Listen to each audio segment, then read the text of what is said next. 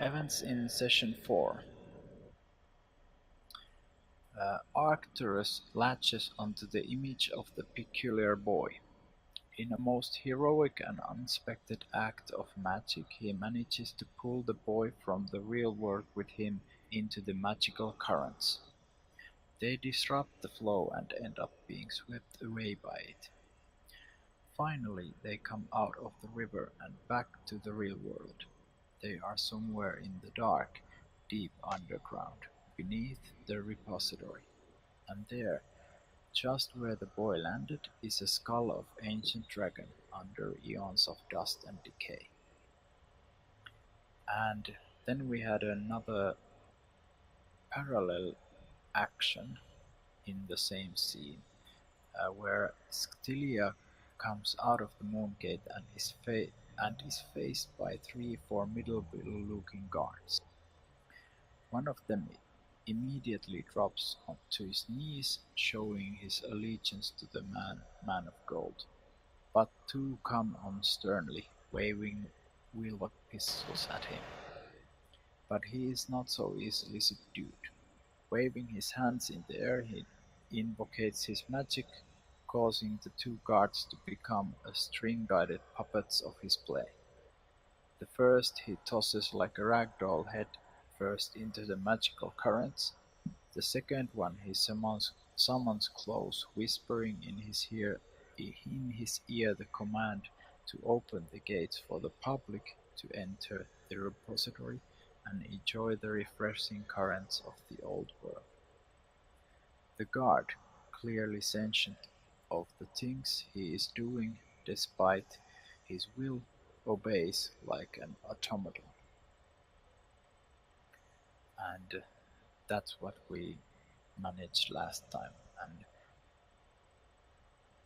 next it will be Paul's turn to act as a narrator, and Lieti is the character with least amount of scenes. So what I would like to request is some kind of review or summary of where we left those two characters. Since okay. the summary so far didn't even concern them, it would be good to be up on the same page. Yes. Let's see where Lieti was the last time. Okay, Zoki was last visiting the Patriarch, and his notion now is to go and find the boy. No, I have the boy. No, go and find the golden man and take the boy with him. Right. To see. And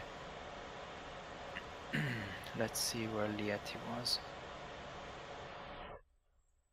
Yes, Lieti was he was involved in negotiations with Arcturus in the repository, and he was not really so much interested about the golden man, and he wanted to have a tour in the repository, and he got it. And I remember that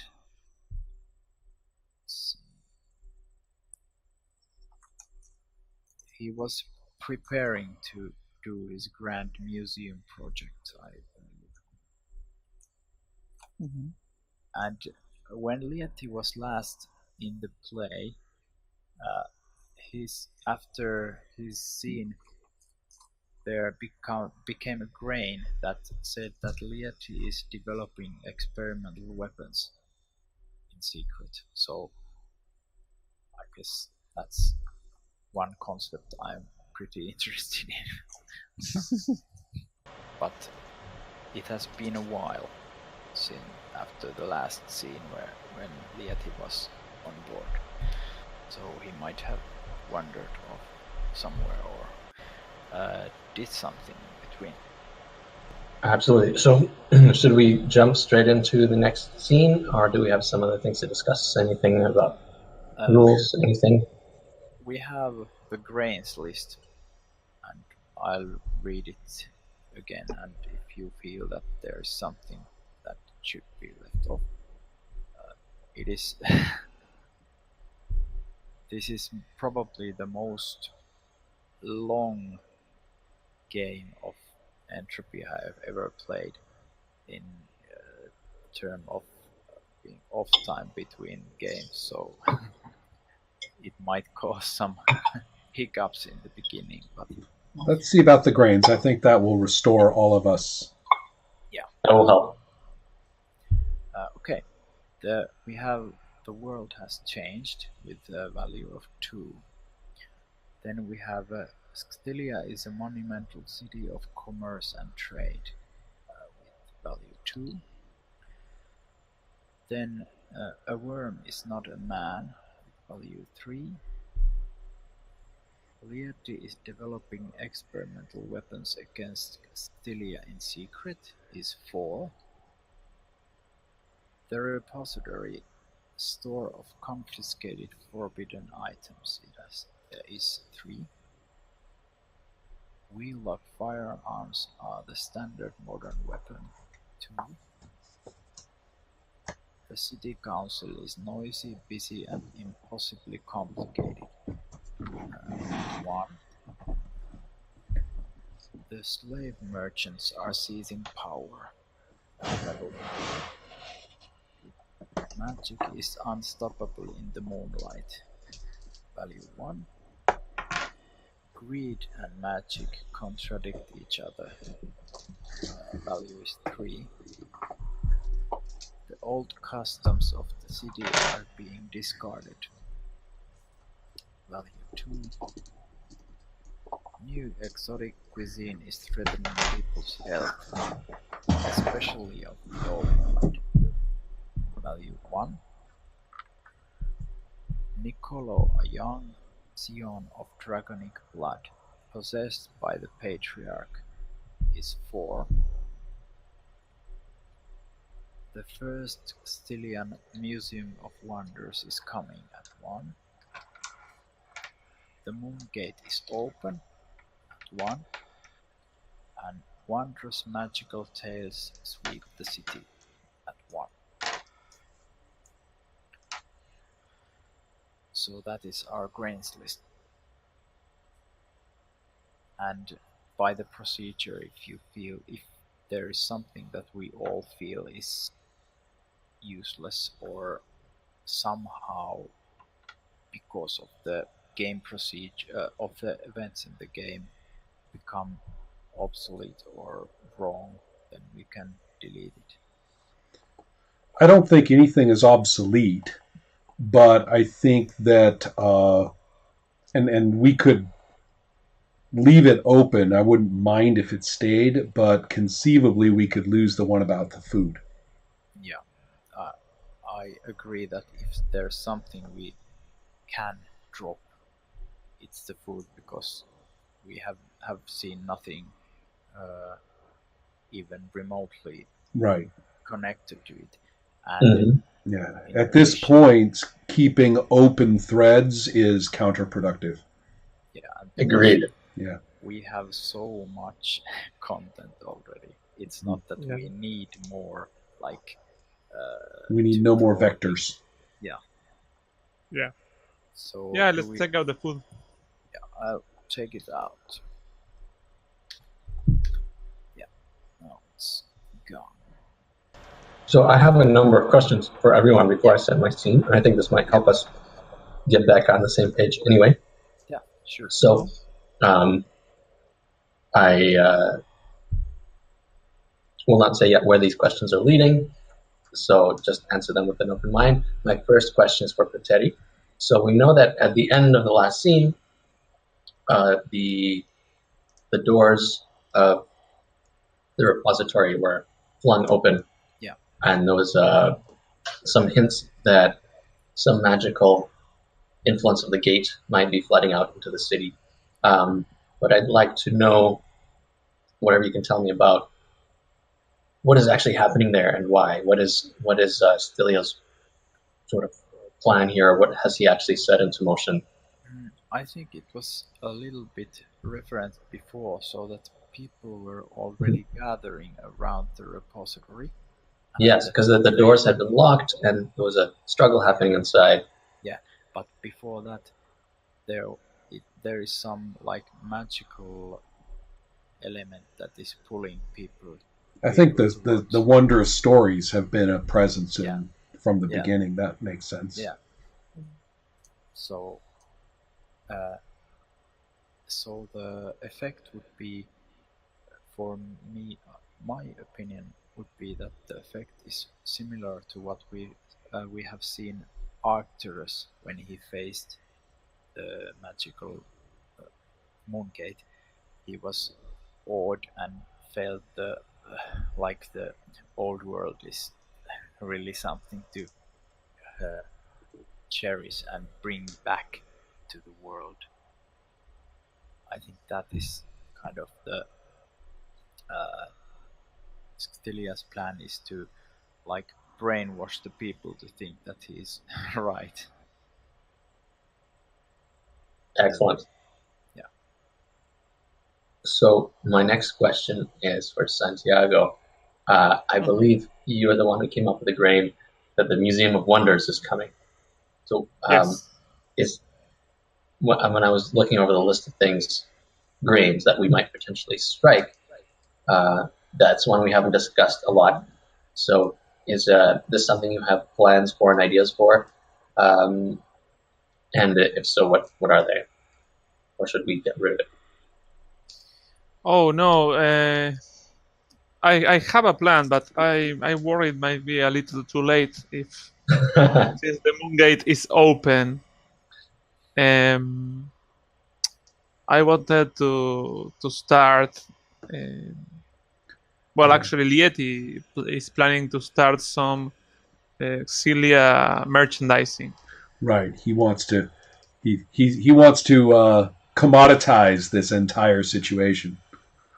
Um, I understood that actually, and it's almost thematically so perfect for Lieti for him to Mhm. happily capitalize on the return of wonder and the return of dragons and the return of magic. And no, he's going to screw it all over and get cheap plastic figurines of Cilia for everybody, right? So you Now can we know that the you can shake it and its eyes glow. There's your magic. So we know that but the merchants originally wanted the man, the right, golden haired man, as sort of a um, the most popular slave in the city. right. And then there was a whole encounter in front of the repository with Lieti. Where did that leave them? This is more a question for anybody who remembers. I believe it led to the grain that they are seizing power, so they are scheming to take over the city. This Also, is the my understanding is that Lieti frustrated them by not acquiring the Golden Man for them, yeah. and they were very frustrated with him. Santiago, I think that you have played Lieti as maybe trying to do too many things at once. On one hand, he is this merchant guy commoditizing magic, but then when you get the chance to do that, you don't. Instead, running off to go and get things from the repository. Now you're making weapons with them. He just keeps firing off in these different directions, and it seems to me as though at this stage in play, we need to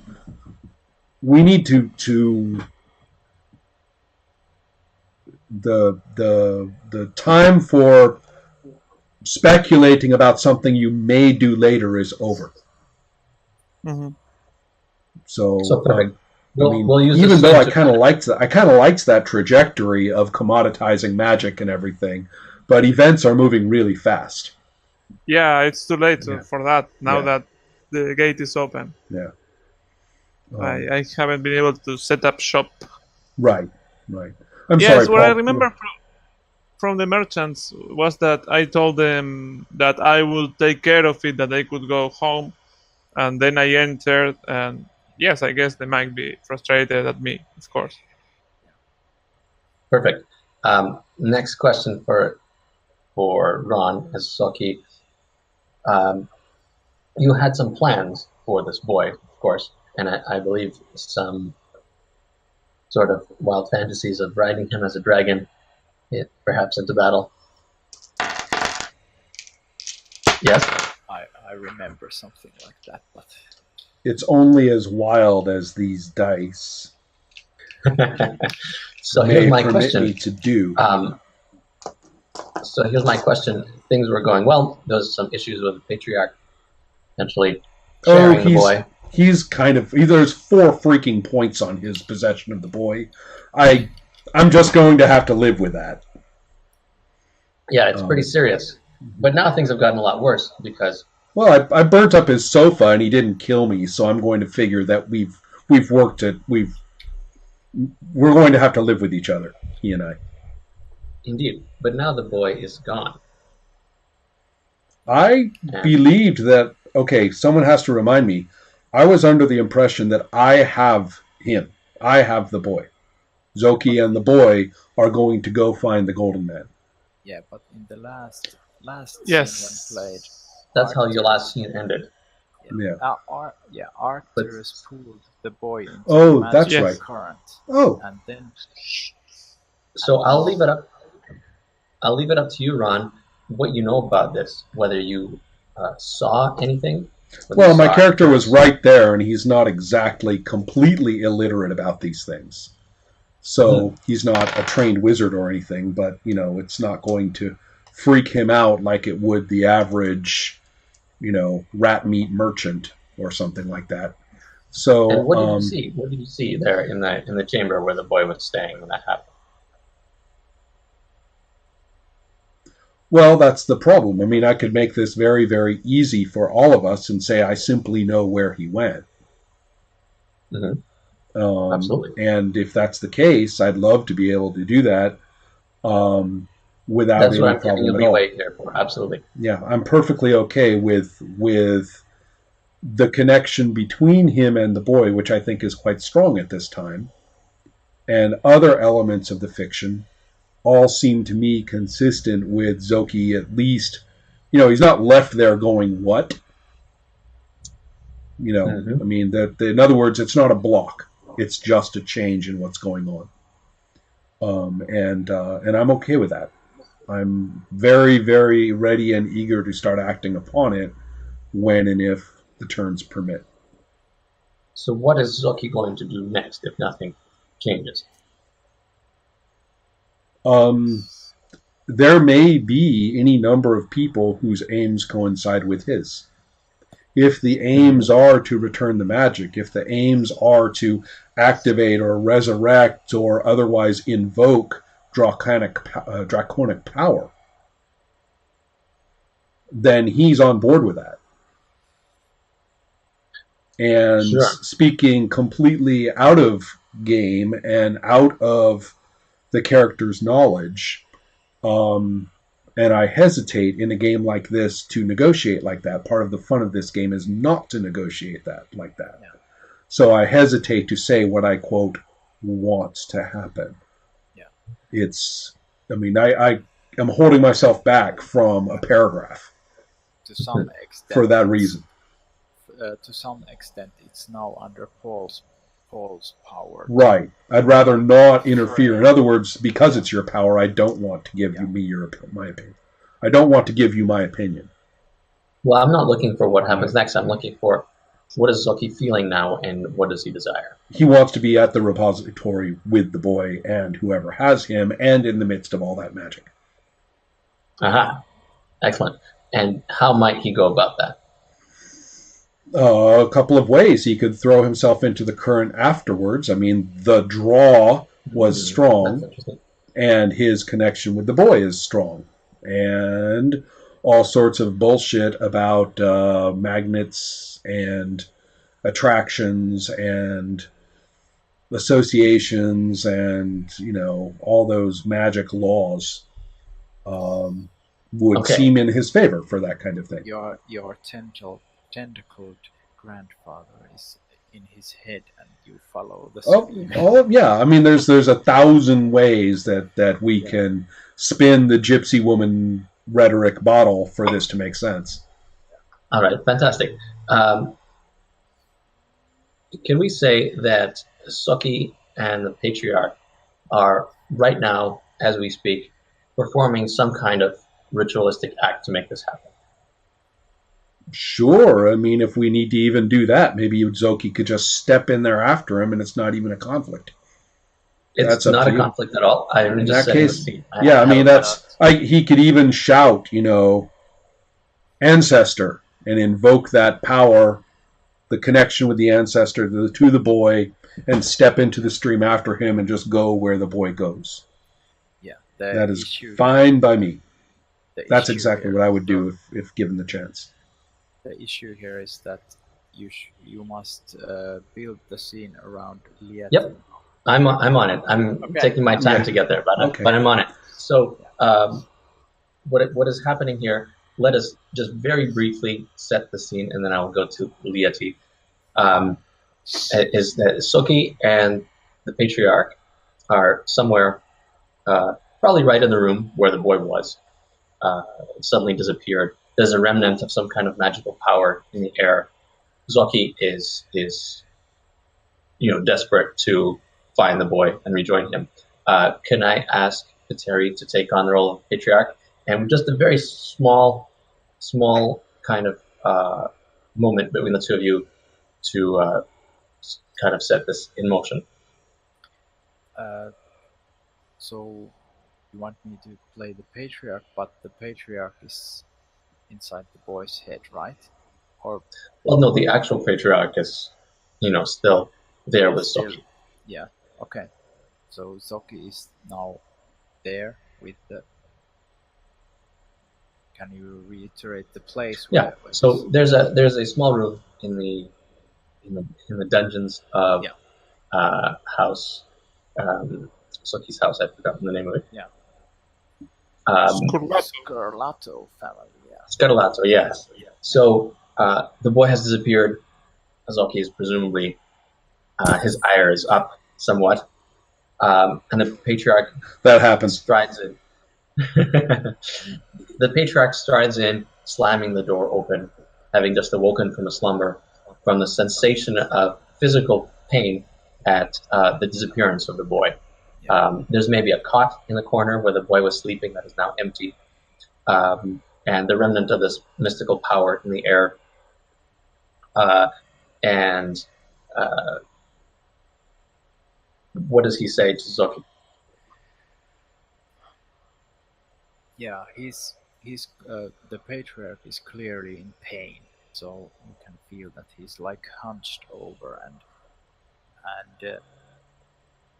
normally if you when he's in your presence, you can feel his overwhelming mental capability that surrounds everything in the room, but now he feels like an old man with a tentacle head and pretty much nothing more. And you feel that he's somehow invested himself in the boy very greatly. Now, for some reason, his connection with the boy has been cut, at least for a moment. And I say to him, ancestor, open that path. Open that path that I may go, and you will live on and fly and burn as you choose. For this, I need blood. Ooh. No, that again.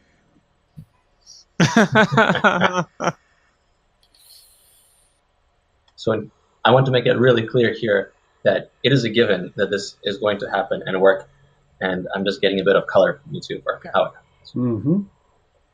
Mm-hmm.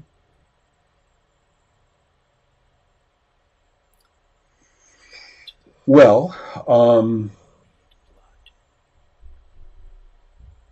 going to need my own blood for like all the stuff I'm about to do, so he can't have any of mine. So, you know what? No, I take that back. I don't have time to go fucking around looking for another annoying person that I feel okay with killing. So, I mean, Zoki doesn't think everybody needs killing. So, give me a little credit. So, therefore, sure, I will happily donate a considerable portion of my blood. And how's Loki doing this? And, well, all I just want to point out, there's a couple of ways. I mean, I've got my sword. I'm going to, slash my hand. I'll squeeze my hand over his head and forehead as he's slumping and semi-kneeling. And this is important. Feeding before the victim has been helpless. Beautiful. This is completely different. I'm not the victim at all. I'm donating it to him. He is accepting it. And you're a member of the family. Oh, I'm more than a member of the. I'm more than a member of the family now. Yeah. Ooh. Yeah. This is interesting. Zoki has turned a moment of subjugation into a moment where he's asserting his own power. Yeah. Yeah, there is no more subjugation. Not in this house. Toward me. So. Fantastic. Okay. Are we satisfied with that? Yeah. I love it. So, now turning to Santiago. Lieti, what we know about Lieti is a few things that I have been very curious about for some time. Let me look them up here. We know that he is resented by the other merchants. We know that he is unreasonably paranoid and doesn't know his own limits. And we also know, if I can get to the description here, that he's able to navigate difficult situations to achieve his desired outcome. Mm-hmm. And so he has planned for every eventuality. He's got all kinds of schemes, ambitious ones indeed. He's been developing experimental weapons, devices. So he knows that now is the time to act. What is his plan here? Also, what is his current flame and shadow? I'm very curious about that now that I think about it. No, let me look. I'm right on that page because that's what I was just reading. His shadow is 1, his flame is 3. Wow. Shadow is just 1 for Lieti? Mm-hmm. Yeah. He hasn't done anything bad yet. Yes, but he's so objectionable. Yeah, well, that's true. So it's progress, baby. So Lieti, so tell me, Santiago, Lieti has been off screen for some time. He's been messing around with some weird experimental stuff, right? And he is paranoid enough that he's got some kind of plan here, something that he is about to pull off. And I think what has happened is, as you are in the process of putting together whatever it is that you are trying to do, perhaps it's something you stole from the repository, if you wish. Yeah, that's what makes the most sense. Mm-hmm. And what has happened is you are putting this into motion when you are interrupted or caught by the Council of Merchants. Don't give it away. I can tell you what I'm doing if you want. Yes, that's exactly what I want to do. What's your most ambitious plan here? Well, it's all got to do with I don't know the English word for that, metal work. I have my people in a basement. They are printing replicas of the dragon coins, exact replicas of all the dragon coins. A lot of them. I plan to give one to each person. How did I not see that coming? But perfect. The real dragon coins that you will remember, I had a pouch full of dragon coins. Yeah. Those I'm melting into bullets. That is sweet. Yeah. So we are, to set the scene, we are in the basement of Lieti's workshop. Perhaps there are cauldrons full of molten metal. It's actually the basement of the. Remember that restaurant that tavern where we started the game? Mhm. that Soki was keen to go. I bought it, Aha. so now it's my restaurant. The waiters are my slaves, and on the basement I have an illegal, a secret metal work shop, or however it's called. Perfect. Perfect. So you have a group of servants, slaves working down here. Yeah. The atmosphere is fairly cramped because it's a basement. It's not intended as OSHA will not approve. it's not Who? intended as a metallurgical factory, Yeah. and there are cauldrons and vats full of molten metal. You're standing somewhere. You've got a pouch of the coins. Some of them are being melted down into forms.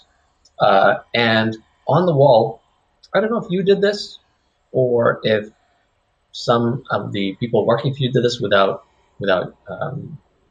taking you into consideration. But there is the tapestry right behind you as you're standing. Yeah. You're standing by this cauldron. You're pouring the coins into it, and they're starting to melt. And as they're melting, there's a strange. At first, you think it's fumes rising from the cauldron, but they're multicolored, almost like a rainbow. You see, kind of like the reflection off oil, reflecting all different colors, kind of a prismatic sense. And you get the feeling there's something weird about this. This is not how things are. Excuse me. This is not normally what it looks like when gold is melted. And behind us is the tapestry that we saw in the very sort of our first scene. Yes. There's a picture of a dragon and someone boldly riding it into battle. I'm sorry, I've got something stuck in my throat. To be clear, this wasn't a Go tapestry. ahead, This was stonework. Oh, interesting. That's why it was never Yeah, destroyed. It was too much work. There was a tapestry in front of Right, it. and I tore away Oh, the tapestry ah, in front of it. Right. I obviously paid to have it brought down. Now I have my Right. own portrait in the wall where it was. Right. Okay. Good enough. Yeah. Thank you, Like, Santiago. like Wonderful. the founder, like when you see Ray Kroc at McDonald's, it's my picture there. Lieti. Fantastic. I love it. So there's quite a lot of noise down here. There's people with hammers banging onto things and the sound of pipes and machinery. It's kind of a low stone ceiling. And you hear some shouts just outside the door. One of the people you've posted there as a guard, kind of sounding surprised, something along the lines of, "Hey, you can't come out down here!" And then the sort of scuffle, and the door bursts open, and in comes a group of about a dozen people. This is the Council of Merchants, and they have discovered your location. Somehow they have heard about what's happening, and they look really pissed. What I'd like is, I don't think we ever named a character for the merchants, have we? No. No. But Terry, would you like to take on their leader? It can be whoever you What are like. you talking about? I'm the leader of the Americans. Yes. You Well, think? the leader of the disgruntled merchants who are feeling like control of the city is slipping through their fingers. They don't understand what's happening. They lost first the golden-haired man, and now things are getting weird. Yeah. There's hippies everywhere.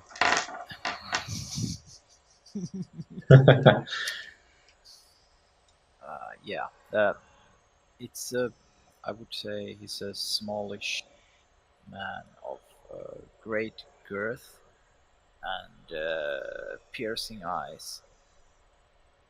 He has kind of simple clothes, but they are covered in very, very ornate, like jewelry, and all the ends of sleeves and stuff are like very expensive, but still he looks like a man of actions and formidable guy. I would we name?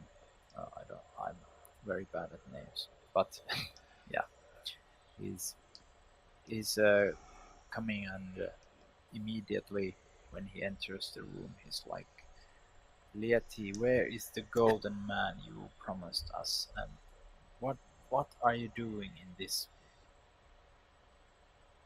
place?"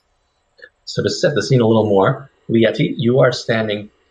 There's a bit of a raised area at the back of the room where your machinery is set up, where you're melting down these coins, and you've got um, the stone carving of the dragon there, right near where the coins are being melted. And these people burst in. You can see behind them the door is open, and the guard you had posted there is doubled over in pains, clutching his stomach. They could have forced their way in here. You have a number of servants and a few other guards around, but they're now gathered in the room, kind of in a semicircle around you and your machinery. There's about 15 of them. They look angry, but you're standing above them, almost like you were delivering a speech to them, potentially. However, at that moment, something very strange happens, something that has never happened before in any workshop of yours. You feel kind of a strange presence behind you, and there's a smell in the air. You don't think you're familiar with the smell, but somehow you think it's what this moon might smell like. In your dreams, perhaps, you have dreamed of going to the moon, and if you burn some moon rocks, this is what it would be like. And this is when the sort of fumes rising up from the molten coins and the tapestry of the dragon take form. You've been smoking dragon coins. This is what happens. And a figure leaps out of the thin air where there shouldn't be anybody, right down onto the floor, landing in sort of on one knee. And this guy, he's got a sword, he's bleeding from one hand, and he looks like he's ready for action. And he appears right beside you. All the merchants gasp in shock. Why did I come here? So, Zoki, you arrive here. You expected to go somewhere underground, but there's noise, there are people, there's tension in the air, and there's all kinds of weird smells of molten metal, and you don't see the boy anywhere. You're standing or kneeling beside Lieti. I don't know if you have your sword drawn. I don't know what kind of sort of your demeanor is here. All right. The sword was not drawn, so it's sheathed. But you described him as landing ready for action, which makes sense. And if I may be permitted a somewhat Dracula-like alteration to an erect posture, an attempt. Now, my interest is in dragons and magic right now. That's my interest. And whatever there is that is dragons and magic, I want to perceive it and to acquire it. Now, the smell you mentioned, I believe, qualifies. And so, therefore, I will move immediately into action, particularly since, no, I do not suddenly find myself with the young man I was seeking. So, therefore, I know that I'm going to have to do something else sometime. But I'm trusting the magic. The magic brought me here instead. There must be something that's either an opportunity or a necessary task or something in all of this. Well, I will move on it immediately. I will invoke. Aha! I know that stone carving. I know it well. And it is not where you remember it. No, but, pish-posh. And so I'm going to utilize its symbolism, and I am going to utilize the available magic,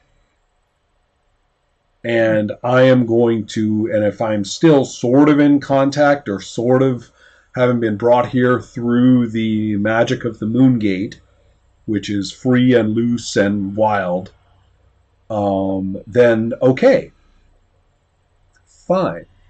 I am going to grasp this magic and I am going to bring it swirling into me, and I am going to have, I'm going to take it. I'm going to manifest dragon power here. What that actually means, whether it turns me into a dragon, whether it brings a dragon from the past to me, whether it brings the boy in dragon form to me, whether it's, and you know what? In technical game terms, I'm going to connect with Arcturus. Whatever the magic he's doing, I want to tap into it and work with it, empower it. Did you mean to say Arcturus, or did you I mean did. to say? I did. The person who took the boy away from me is the one I'm talking about. So And on your way here, instead of like trying to combat it, I want to completely embrace it, completely make it all happen right here. And I want that person's effort. I want to join it. I want to say, I'm on it with you. We're doing this together. So if possible, I'm actually dragging Arcturus into the situation.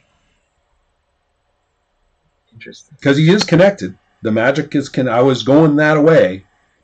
And what you experienced was a brief transition through the moon stream. Yes. After performing the ritual with a patriarch. Yes. And as you were doing it, the sense that something new was being born, that something very wrong was happening, and a lurching, almost sort of a gut-wrenching lurching as you pulled through the stream on a tight turn in a way you didn't expect. And that's when you landed here.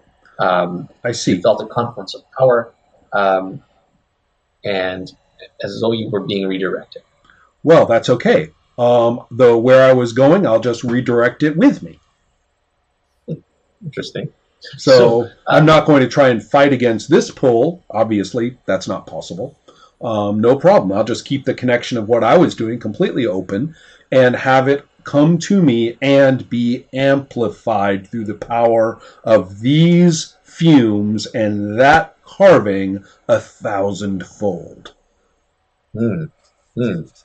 Interesting. So, Lieti, here you are in this tense situation. You were working on a bunch of things, including making golden bullets.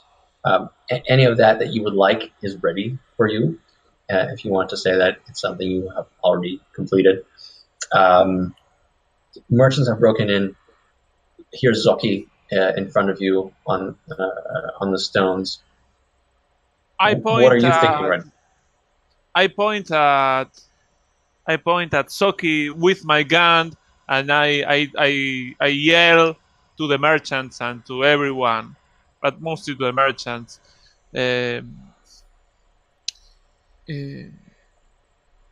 He's the key to the golden man. Seize him. Oh, interesting. But Terry, I'll let you say how the merchants react.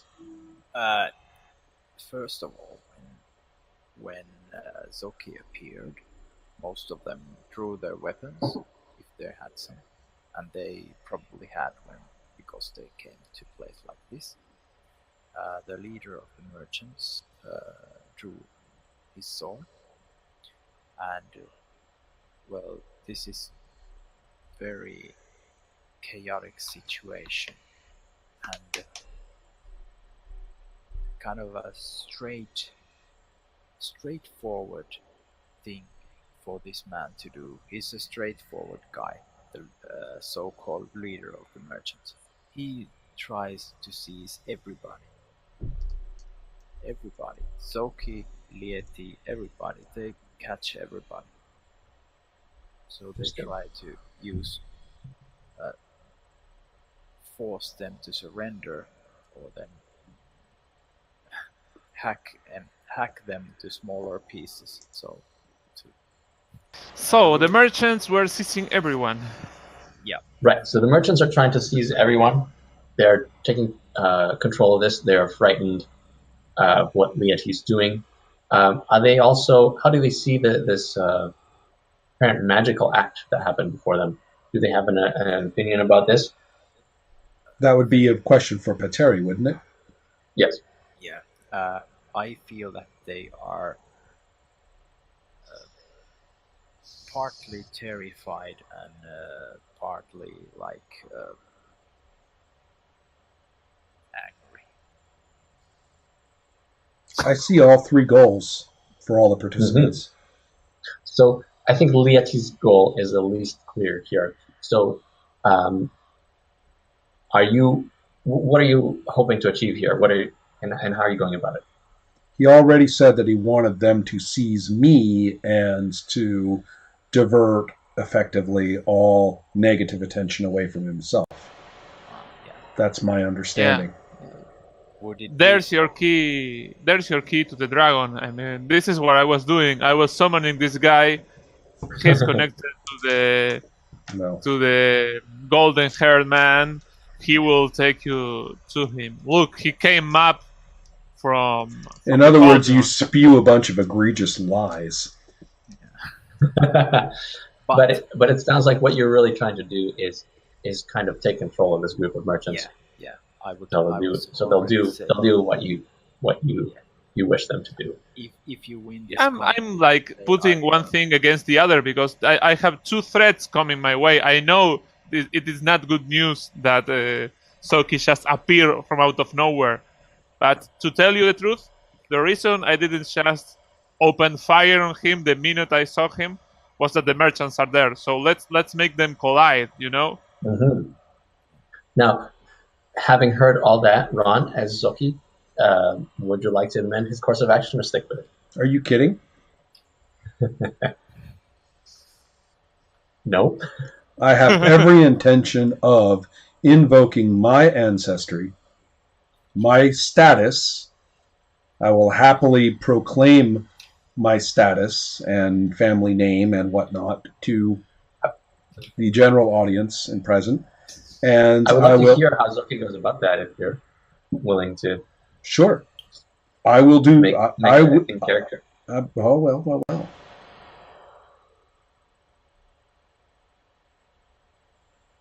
I am House Scarlato, and I claim the legacy of power that is this city. And I bring it here, now. The old ways are the only ways. Ooh. This is who we are. This is who I am. And it is here in the moonlight.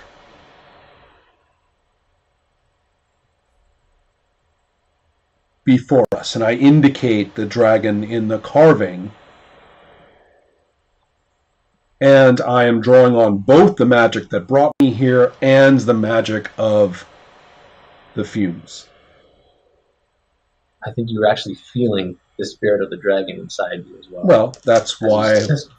That's what these dice are saying, and I am going to use every one of my traits except for Handsome Devil. Fantastic. I love it. Unless I can use Handsome Devil, narrator, because if I can, I will. I think you could. That's all right. Pretty appropriate. Every single trait, add them up. So I had a feeling you had a good speech in you for this one. That was great. Give me my dice. Pateri and Santiago, do you have anything else to add before we go to the dice? Pish posh. What do they have? What could they possibly add? I added so that if you use the power of your mind flayer and ancestor, then maybe it is not a dragon inside you that is breathing. It's all one at this point. It's at this time. It's all one. Remember, he's already possessing the inheritor of dragon power. Yeah. It's all the same thing now. I'm totally in for the dice because we clearly have a conflict here because the city folk will not have any of this shit. And anything from the Yeti before we move on? Oh, no. This is...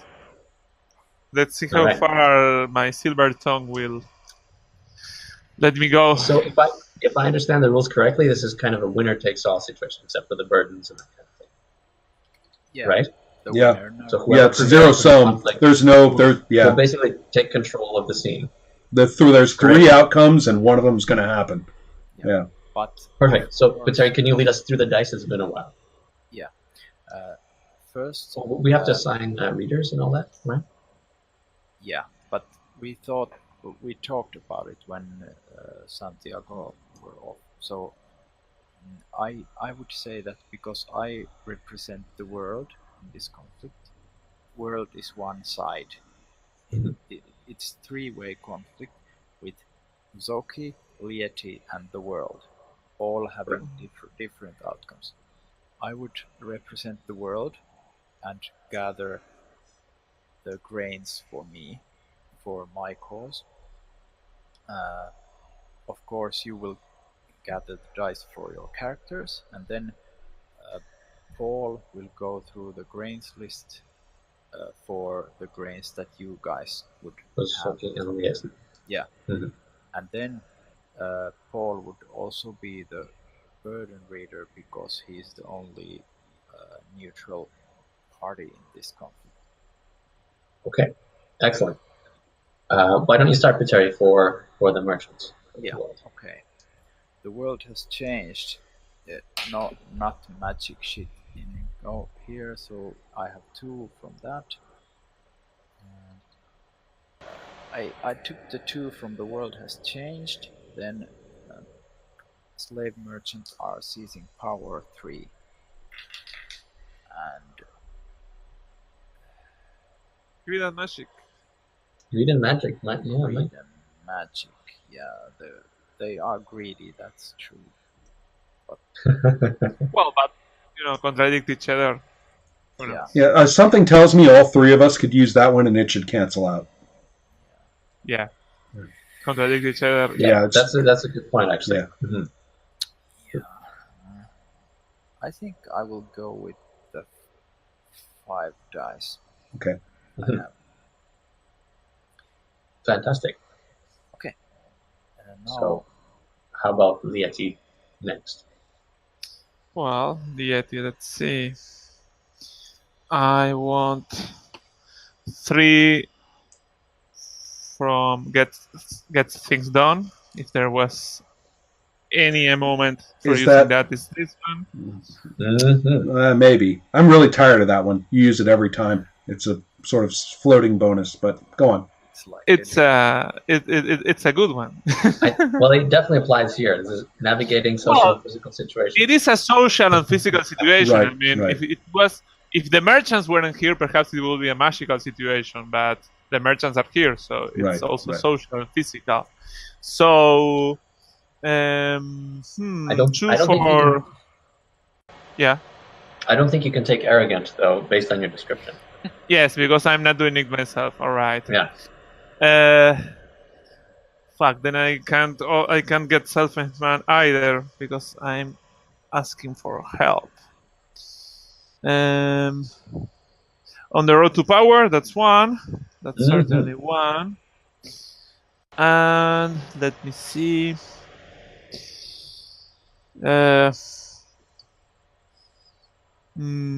I'm going to use Filthy Rich because that's how I became an important merchant. They should listen to someone who's Something about all that gold in the room sort of seems to Exactly. reinforce that. We're in the restaurant. You bought. I get Yeah. that. Yeah, I get that. think- That's yeah. You know, I think the merchants are definitely affected Yeah. by the sight of Well- all this gold. well, and you're standing in the middle of it. You're going to get the dice for it. I get that. Mhm. Yeah. Okay. How many dice does that give you? You know what? I'm going to take the if you allow me the 2 for self-made man after all, because I'm not actually asking anyone for help. I'm playing them against each other. I could say, "Oh my God, something is going on," but I mean, literally, the what got me into trouble is that I told my plans to no one. I didn't concur with any of the merchants. So yeah, this is a thing where I'm doing it on my own. If you think so, maybe not. Maybe that is against me, Paul. I don't know. I mean, I'm okay it's with your that. Ron Pateri? yeah.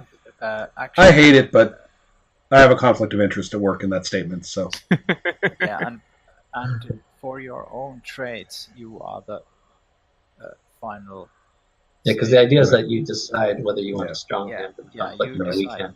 it's up to you, Santiago. So yes. Yeah. Okay. You have it. Really? Yeah. Yeah. No. That's weird. All right. Well, process it later. So Yeah. you have 6 So dice. that's right? it. I have 6 dice. No, Yes. wait. I have 6. 7. Why do I have 7? No. 3 for get things done. Filthy Rich. 2 for seven man. 1 for feature rich and 1 for another of power. It's 7. 7. Okay.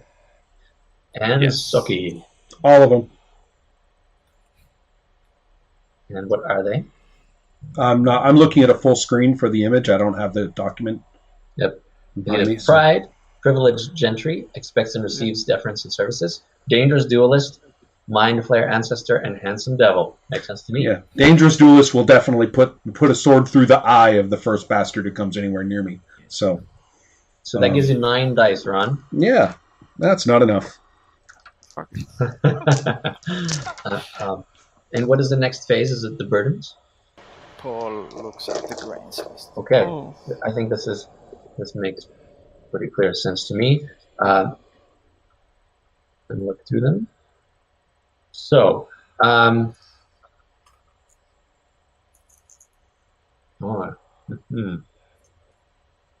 I'd like to give the world has changed to both the PCs, since the merchants are more or less trying to keep things as they are. Interesting. Okay. So that's 2 Alright. dice for each of you. Okay. That could Gonna actually take my 2 dice away because I took it. So all 3 of us had it. So Okay. So nobody gets it then. Okay. no, nobody. But maybe. Okay. Okay. I take it away. So Yeah. Okay. You're still at 7 and 9, right? Correct. Yes. All right. Lieti is developing experimental weapons in secret. That's 4 dice for Lieti. Great. I think both the world and Lieti can claim we lock firearms for 2. All right. Yes. Magic is unstoppable in the moonlight goes to Soki. That's How many? 1. 1. And the moon gate is open as another 1 for Soki.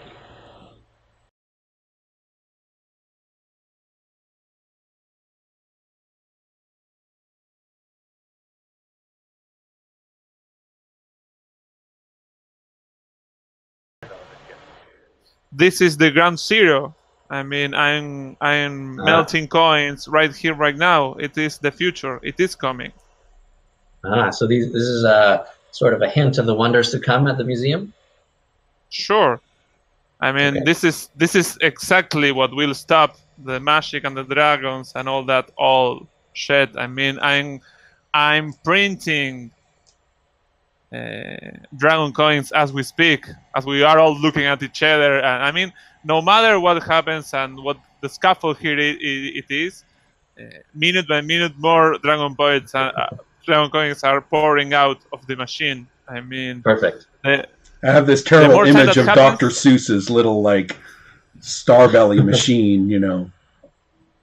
I love this image as there's a sort of pregnant pause as everyone takes stock of what's happening, and the whole time that the coins are popping out of the machine. I mean, yes, Right. as time goes by, we are more and more in a room with fake with more fake golden coins in a minute. All right, so You take know? a die. Take a die for that. That's great. Yes, and also I would like to have the 3 dice from the repository because this is the closest thing to the repository now. I mean, this is where the the magical items are being treated and created and fought. I mean, the actual repository is now the place of the Moongate where everyone is flocking to. It's no longer the place where things are kept hidden and secret. So I don't particularly buy this, but I did say earlier that if you wanted to say you had taken something from the repository to have here, you could. So if you would like to make Lieti into a thief as well, then go ahead and take the dice and tell us what that is and how it's helping you here.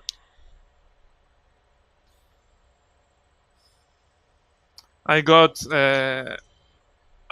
alchemy books to help me with the creation of the bullets, of the golden bullets to kill dragons. Okay, so let it be established that there was a store of ancient tomes in the repository, and you took them all, and you've been using the information from there to help you with this process, which is hence the unanticipated magical side effects.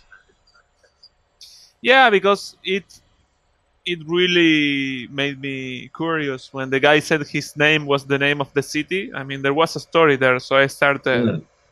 I wanted to do some research. Okay, yeah, I like that. It adds some interesting detail to our story. Tells us a lot more about what's going on. I will get 3 more dice for that. Yes. There we go. Okay. Wow, there's a lot of dice. Okay. He's got like That's 17 or 18 or something like that. Yeah, the 4, 4, Roll. 4, 4, 16. 16 dice you're rolling? Yep. Okay. Should we go ahead and roll? I believe so. All right. Let's hear it. 4, 5, 6, 7, 8, 9, 10, 11, 12. 12 points total. Woo! 12 points total. That's a lot. No, I have 12 points as well. Ooh. Oh. That's going to get interesting. Vitaria? I have 5 points. Hey, not bad on 5 dice. Yeah. And now, how many ones did you roll? 1. Wow. 5. Oh. 5 ones. Oh. First, there is the burden. The burden reader can, unless either of you wants to invoke his shadow and get more dice to roll. Does the shadow come before the burdens? Yes. Burdens. I want to. Okay. I want to win this. Yeah. You have 1 shadow, so you get 1 dice, but you have to state how do you act worse than you did. Well, this is interesting. All right. What is the dark turn of events? Well, I can think of a few things. So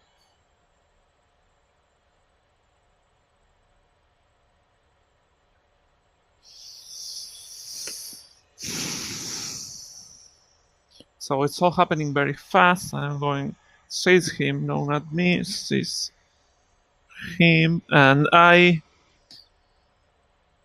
put one of my unarmed slaves in the way of an armed merchant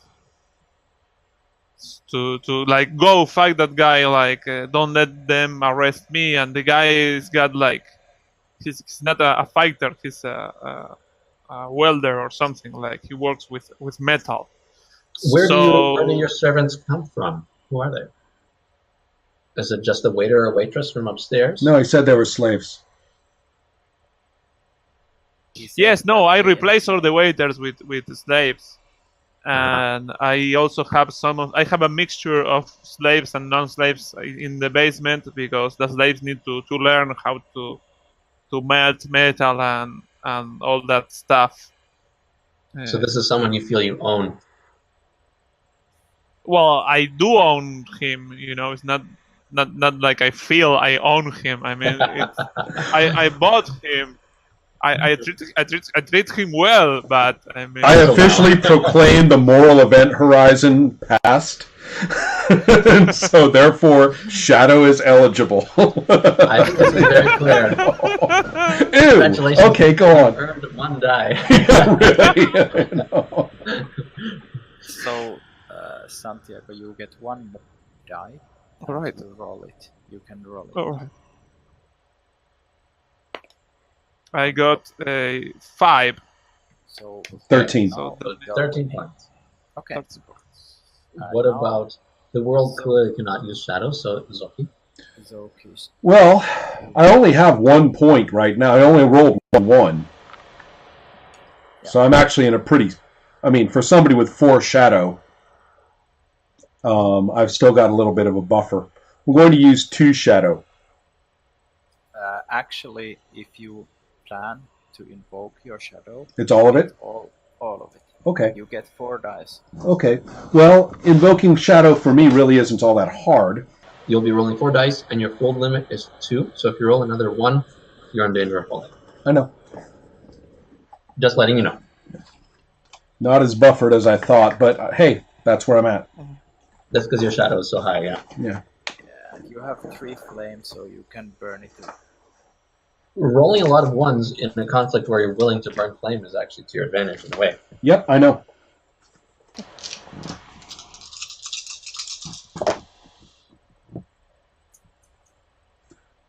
Shitty roll. Really, really, really bad waste of shadow. Well, not necessarily, because you can re-roll those dice by spending flame. I got 1 more point for 13 total. So you're still tied. Very interesting. And not only that, but I rolled 1-1. So Ooh. now you're both are at risk of folding, Mhm. both Lieti but before you get to spend flame, Paul reads the burdens and makes you reroll your 6s. Okay. And He's down to a more reasonable number of successes. since they are tied, you have to Take turns, or what? but you will invoke for both. So first either Zoki and then the other one, even no matter what the result is. Well, I think a really obvious one here is that Lieti is resented by other merchants. So reroll one of your 6s for that. I'm just going to set my dice aside for the moment. I'm not going to re-roll them until it's all ready. So, just to save time, Santiago, could you just set that 6 aside with still showing a 6? Sure. Okay, because you have to go through all of these anyway, like Pateri said. Yeah. All right. Perfect. So what you're suggesting, Ron, is that we name them all first and then we reroll? Yes, please. So then I will name them all and then we'll roll and settle it like that. Right. Great? Perfect. Mm-hmm. Okay. Interesting. I'm looking at Lieti's burdens here. It's almost like they are So aiming him. Yeah, exactly. So I guess it's just resented by other merchants and doesn't know his own limits. That's 3 dice worth. Yes. So I only have 2 6s. Do I have to reroll a different die? A 4 or a 5. A 4 or a 5 Alright. for the third one. Okay, and for Zoki, They are in the Nemesis. Zoki's also. I know. We're really playing to our strengths in this scene, I have to admit. Yeah. So, Yeah. so I think vicious, frustrated, and deluded apply here. Oh, I don't see how vicious is harming me, but that's just me. Well, you're not going to come off as the good guy here. Oh, you know what? I don't think I ever invoked my shadow with fiction. Oh, right. You Correct. didn't. Correct. So Yeah, that's the best part. Yeah. I surgically slay somebody important on each side.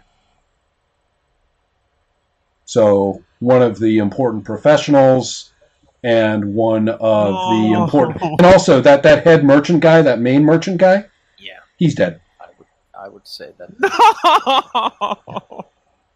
Yeah, I just that whoever gets close to me, I mean, it's like a glance sword thrust. Whoever comes within reach, it's just they're dead. Sorry, Paul.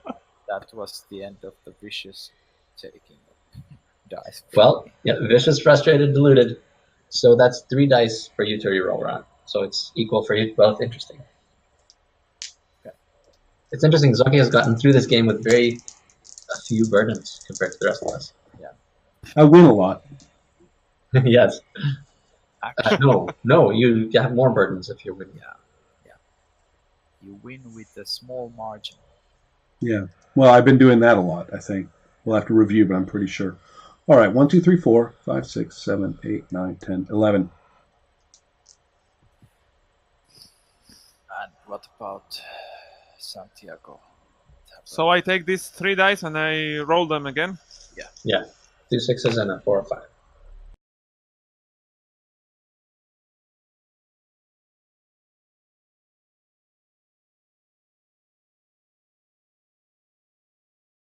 The only phase left is to use flame. You're both going to fold, so either of you will start, and he will continue using as many flames as you wish, and then the other one. Now, I've got a lot of dice sitting here that could stand being re-rolled. Exactly. So that's why I was trouble is- saying earlier yeah. when you roll your 4 shadow dice and you were unhappy, I said it might actually be in your favor because you can re-roll the other 3 later. Right. So Ron is starting with the flame. So now Ron uses his first flame point and re-rolls as many dice as you wish. You have let's see how many points you have. I'm going to roll 6 dice. Okay. For a particularly nice result with no ones. Wow. And with everything else above 4. Okay. Now you have to decide, will you stay there? Oh, I'll stay right here. Spend another point. Pish, no way. I'm staying right here. Should I state my new score? Yeah.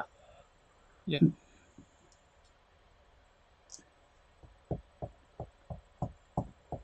$19. Woo. Sweet. Okay. Sweet, sweet burdens. Now. They did sort of work in my favor this time. But Mm-hmm. now it's Santiago's turn.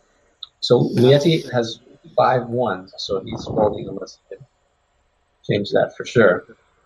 But potentially could improve his score a lot by spending his flame. I need like 10 points to be drawn, something like that. Yeah. Close. Yeah. That's not much. That's not quite likely. So, tell you what, I'm going to reroll the 5 ones and one of the 2s. Okay. I took out 1 point of your flame already, as I did for Ron's. Right. Oh, thank you. Yeah. So I got 4 points. A 6, a 5, and a 4. The other ones are 3s and 2s. So now you can choose to stay there or spend more flame. That was pretty lucky, actually. Mm-hmm. Indeed.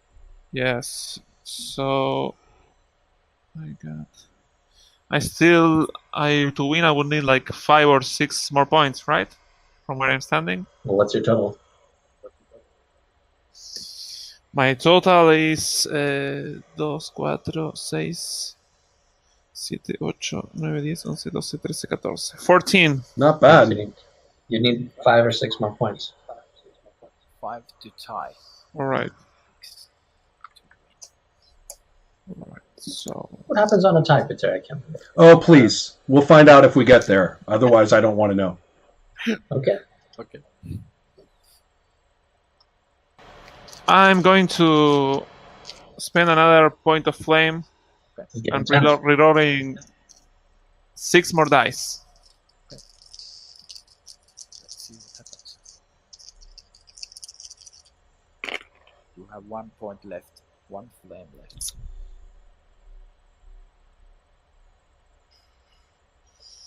I have 3 more points. I didn't get there. I have a 6 and a 5, and I also roll a 1 if that means anything. At the But moment, yeah, I no, didn't get because there. that's just your only one at this point, looking across the whole pool, correct? So, yeah. You have 1 flame point left. You can decide to try to use it or to stay. Yeah, Spend no, the I'm time. alright with that. I'm going to spend another point of flame, Your last. and I will reroll this one. This is potentially very good for Ron. Yeah. Roll, Santiago. Every success he rolls reduces Ron's burden if he wins. Unless he loses because of this. Mm-hmm. Fuck it. I'm going to roll all 7 dice that I have that are not 4s, 5s, and 6s. So 1, 2, 3, Ooh. 4. Okay. So this could be it for Liet. Yeah. Throw 3 ones and you're up. It would be an interesting moment to fold. So I have. I have 5 more points. I think he may have just won. Oh, that's it. Is that a tie? What I is your have 2 total 6s. now? What do you roll on My your total reroll? is 2 6s, a 5, 2 2s, and 2 1s. So 2, 4, 6, 8, 2 10, ones. 12, That's 13, close. 14, Let's take it 15, system-wise, 16. step by step. 16 total, okay. Let's do this by the system, okay? Step by step, without explanations. So now we only need. What is your total, Santiago? 16. 16 is your total, and Ron's Yes. total is 90. That means Ron wins with the margin of 3 points. That means, Santiago, you can decide burdens for Ron's character with 3 points, and Ron can give 1 point burden to Santiago's character. All right. I can write these in if you'd like. And Paul, you can change the world with 3 points. Right. Can I increase a burden or just add burdens? You can increase the existing burdens or create new ones. And you can use the 3 points separately if you want. Yes, of course. You can use 1 point to increase something and then give a new 1 point and so on. I'm adding them all to diluted. So now it also says believes nothing can stop him. Yeah, but it's really appropriate. Can you see a character without? He was not a wizard, but now he's like riding the wave. It's only diluted if I lose a roll.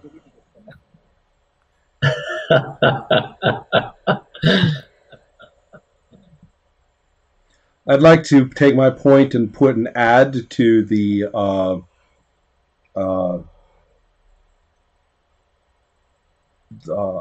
bites off more than he can chew, whatever it is, reaches. Doesn't know his own limits. Right. Okay, Yeah. that's 3. Okay, Damn it. then and the world. And this is 3 points worth. Is that correct? For the world, yes, 3 points. And I do this before we play out the Before scene. narration, yeah. So I can't base it on what's happening. So I think. But you can give a seed of thought to Ron. Exactly. Make the changes, and of course, I have to take all of this into account. Yeah. All right. So I will add a grain. It is normal human kind is inferior to the dragon-blooded. That's Damn. a little racist of you, but okay. For 2 points. 2 points. Yeah, that's worth 2. And then I'm going to That's bad. remove. I'm going to. There's more bad for Lieti coming, which is I'm removing the Museum of Wonders grain. It's not coming after all.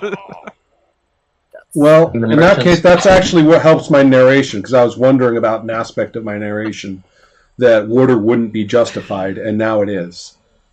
Which is, since we can go to an aerial view of the restaurant, and to put it all fairly briefly, the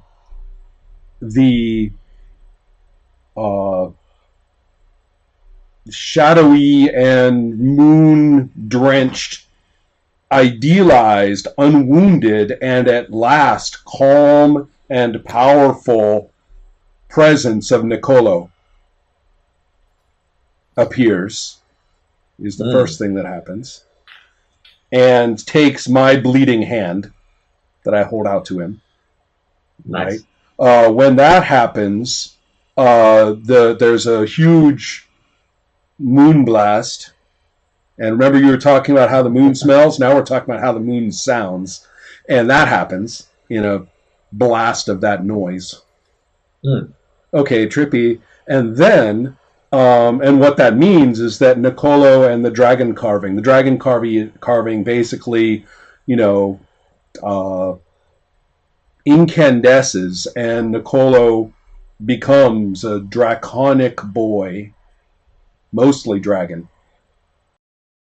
And the dragon beats its wings once and catapults up into the air and beats its wings again with me riding it.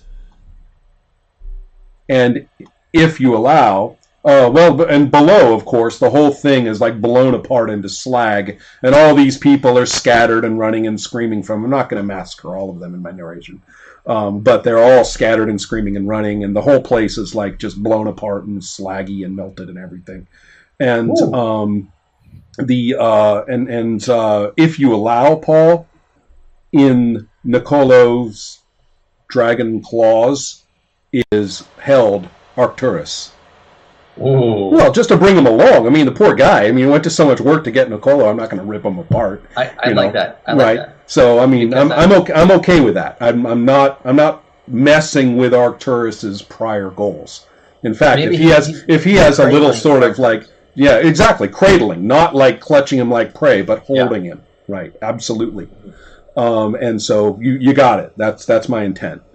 And of course that and then up in the sky, day or not, early or not, the moon is up, and the dragon is outlined against the moon with this image, and so that is what happens.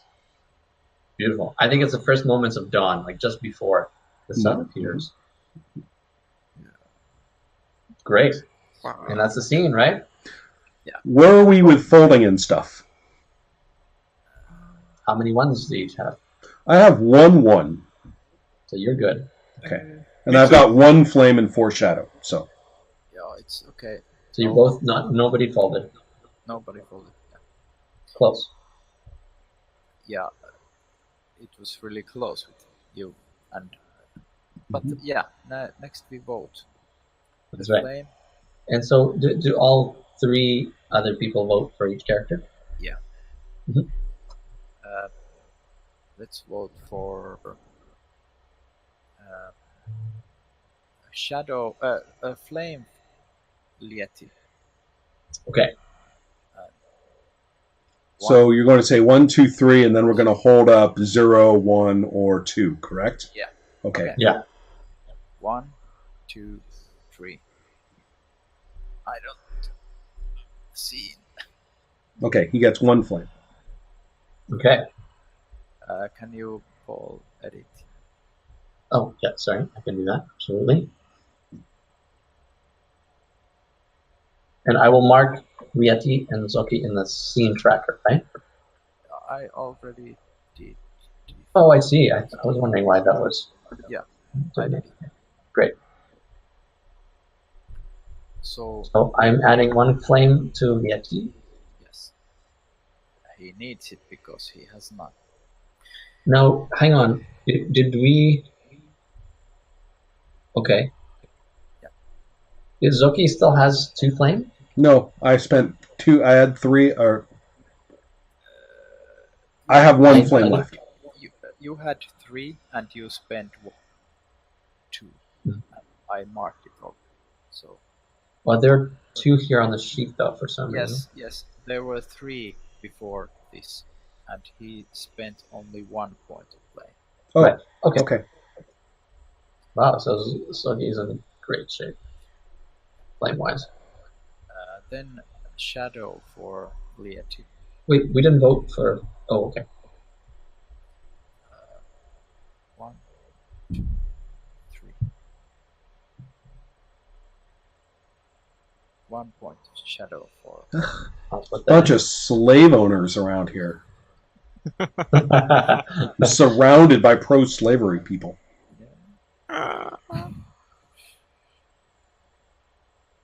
Just wait when you get to use. Okay. Then it's flame for Zoki. 1, 2, 3. Ooh, 2 points. okay. 2 points. I'm recording all of these, don't worry. So, Ron, for your reference, you now have 4 flame and 4 shadow so far. Are really Zoki is the most powerful character now because It worked out that well. So Citlia hasn't had a scene for a while, so yeah, he has a way of 2 flame, 2 shadowing his way through scenes. So yeah. Well, okay. Shadow for Zoki. 1, 2, 3. What do you have, Pateri? I can't see. 1.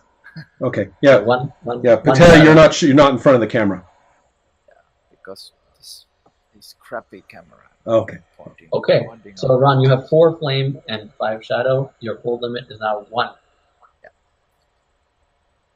That is like the point when your character becomes a bomb, moral. He believes nothing can stop him. It says so on his sheet.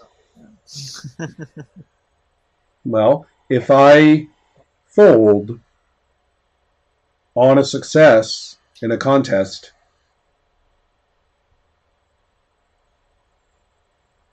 I'm not seeing the downside. Yeah, that's true.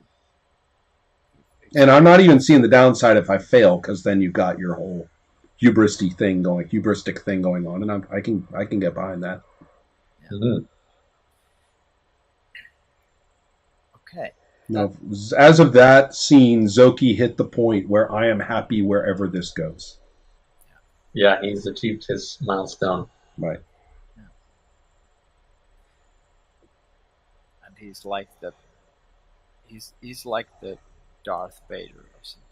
Well, if you want to look at it that way. Yeah. My Darth Vader from the standpoint of those fans who think that Darth Vader's the good guy.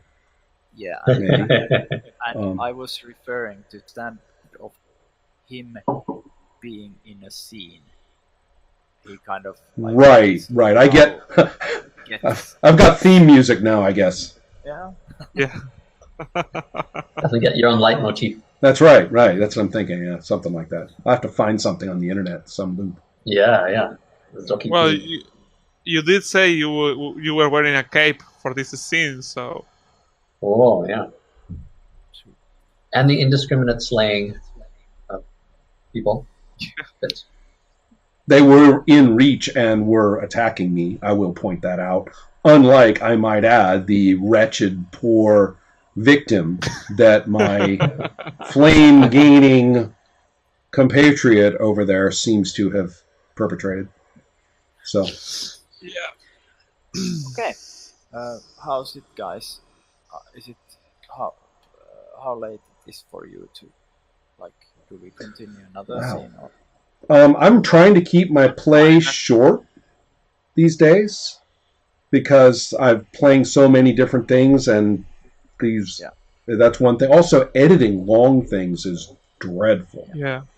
But on the other hand, I'm torn for the obvious reason that I'd love to see what happens next. And you are the next narrator. Oh. Now you have to stay, Ron. That wasn't exactly where I was going with this. Yeah. I presume, is it Sithlia who's next, or is it Arcturus? I think it might be Sithlia.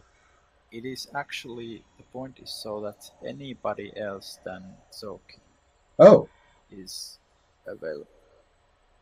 Of course, Zoki as an additional character is always, but you have to build the scene around one of the others. Yeah, everyone Right. has 3 scenes except for Zoki, who has 4.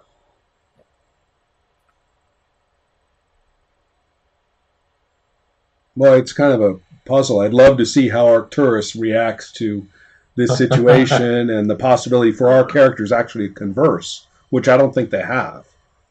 No, we haven't been in a scene together. On the other hand, Sithlia's reaction to this other dragon Yes. is grossly tempting. I mean, just wildly tempting as well. I like that idea a lot. I know, but that's the trouble. We need them all. And I think it's not a good idea to pack too much. Oh, I agree. No, I can't. We need them all, but I don't think there's too many important little interactions. Yeah. It's I possible that I can't see our characters not interacting immediately. Well, potentially he was dropped off at the site, and you flew off with Nicolo, leaving Lieti and Arcturus behind. That was precisely what didn't happen. Mm-hmm. Nicolo flew up. Zoki is riding him, not directing him with a bridle or anything like that. He's just riding him, and Nicolo is cradling Arcturus in a loving fashion. Well, he could easily be. So the three of them. somewhere. I'm confused, Paul. I'm trying to set the scene as I see it. No, I understand. Right. I'm just saying it's a possibility if you wanted to set a scene. No. I maybe you misunderstood me. I said I can't see. I am the only possibility that I see is to have Zoki and Arcturus interact. That's Could also happen off to screen. me it seems. Well, you are the narrator, but to me, other things are plausible as well. Are you saying that you're kind of lobbying for me to turn to Sithlia? I would prefer to see that. Yes. Maybe. Interesting. I'm going to do what you did. Remember how you got a little perspective on what the characters were doing, sort of a little mini pseudo play, right? Yeah. And then before I'm going to do that. And you know what? That's not in the rules, but we both did it this time. So I guess, you know what, this could just be part of the end of the narration of the final contest, really. That makes sense. Absolutely. That they simply should have some dialogue. And all I'm going to say is that Zoki is kind of friendly about it. And it's going to say, you know, at last we have brought, you know, working somehow, things have come together. What you want, what I want, they have brought us to this. You know, I offer you my hand, you know, I offer you my hand in the praise of Nicolo. That's Nicolo. I offer you my hand in praise of Nicolo. How are you picturing this taking place? Because if you're on top of the dragon and I'm carried underneath. Dragons are bendy. But are we in mid-flight here? Yeah, I'm trying to say that somehow we're in mid-flight. Mm-hmm. I'm not, and however much dragon bending is necessary so that we can understand each other is okay by me. Maybe you're communicating telepathically. I don't know. I don't care. It's comics. There's 2 word balloons. If I can read both word balloons, so can they. Well, in that case, Arcturus is being cradled in the front claws of the dragon as Nicola flies over the city, and he's lying on his back and looking up. Yeah, I mean, he could have brought you up close to his, neck and head, and I can be leaning over the neck and head. We're all right there. Three little heads right there. Well, 2 little heads and 1 big head. So Arcturus is Lois Laning. He's like being cradled like this. Yes, exactly. And he looks absolutely horrified. And the wind is whipping by his head. He's screaming, "What have you done? What have you done to the boy? What is this blasphemy? Stylia's not going to like this."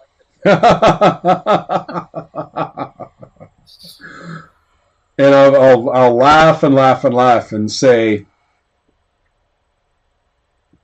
the new days are upon us. What happens? Let the wonders begin. How long have you hidden this in the underbelly of the city, this forbidden magic? What have you done? I think it's hilarious that Mr. Wizard here, I would say, embrace it, my man. You are the wizard of the new age. Whoa. That's Ravy. The wizard of the new age. You are. Do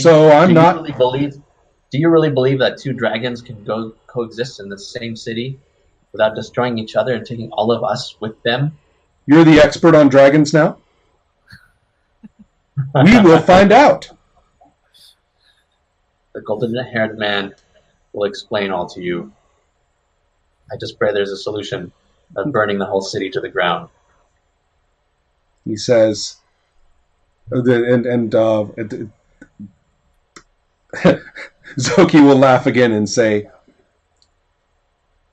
well, I'll take that as a step up from blasphemy. So, that's better than calling me a blasphemer. We'll see what happens.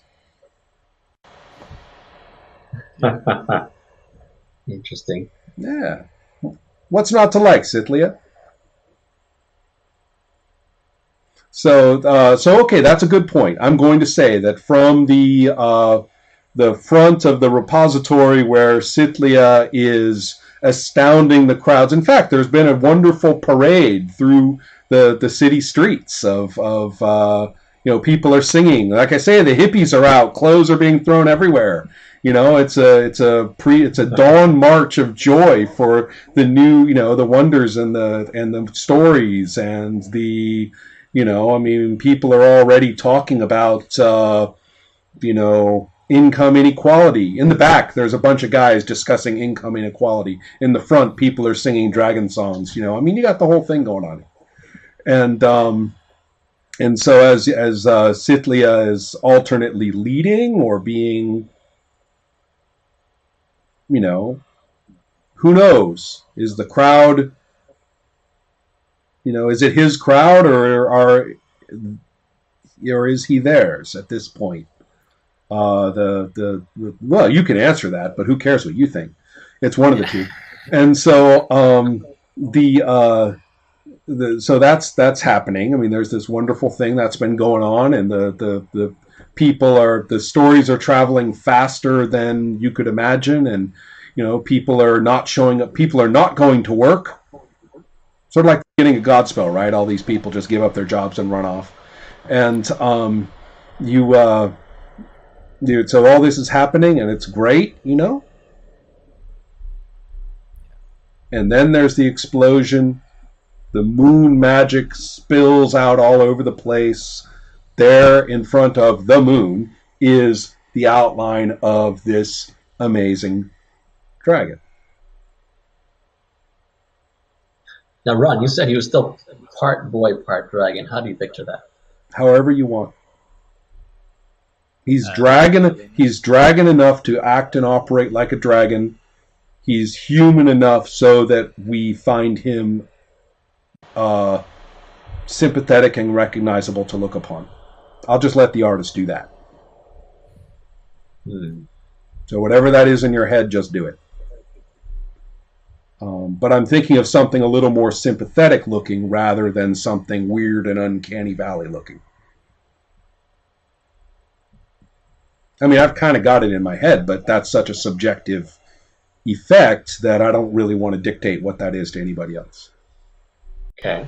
I do, however, like the color bronze. I like bronze. It's a nice color.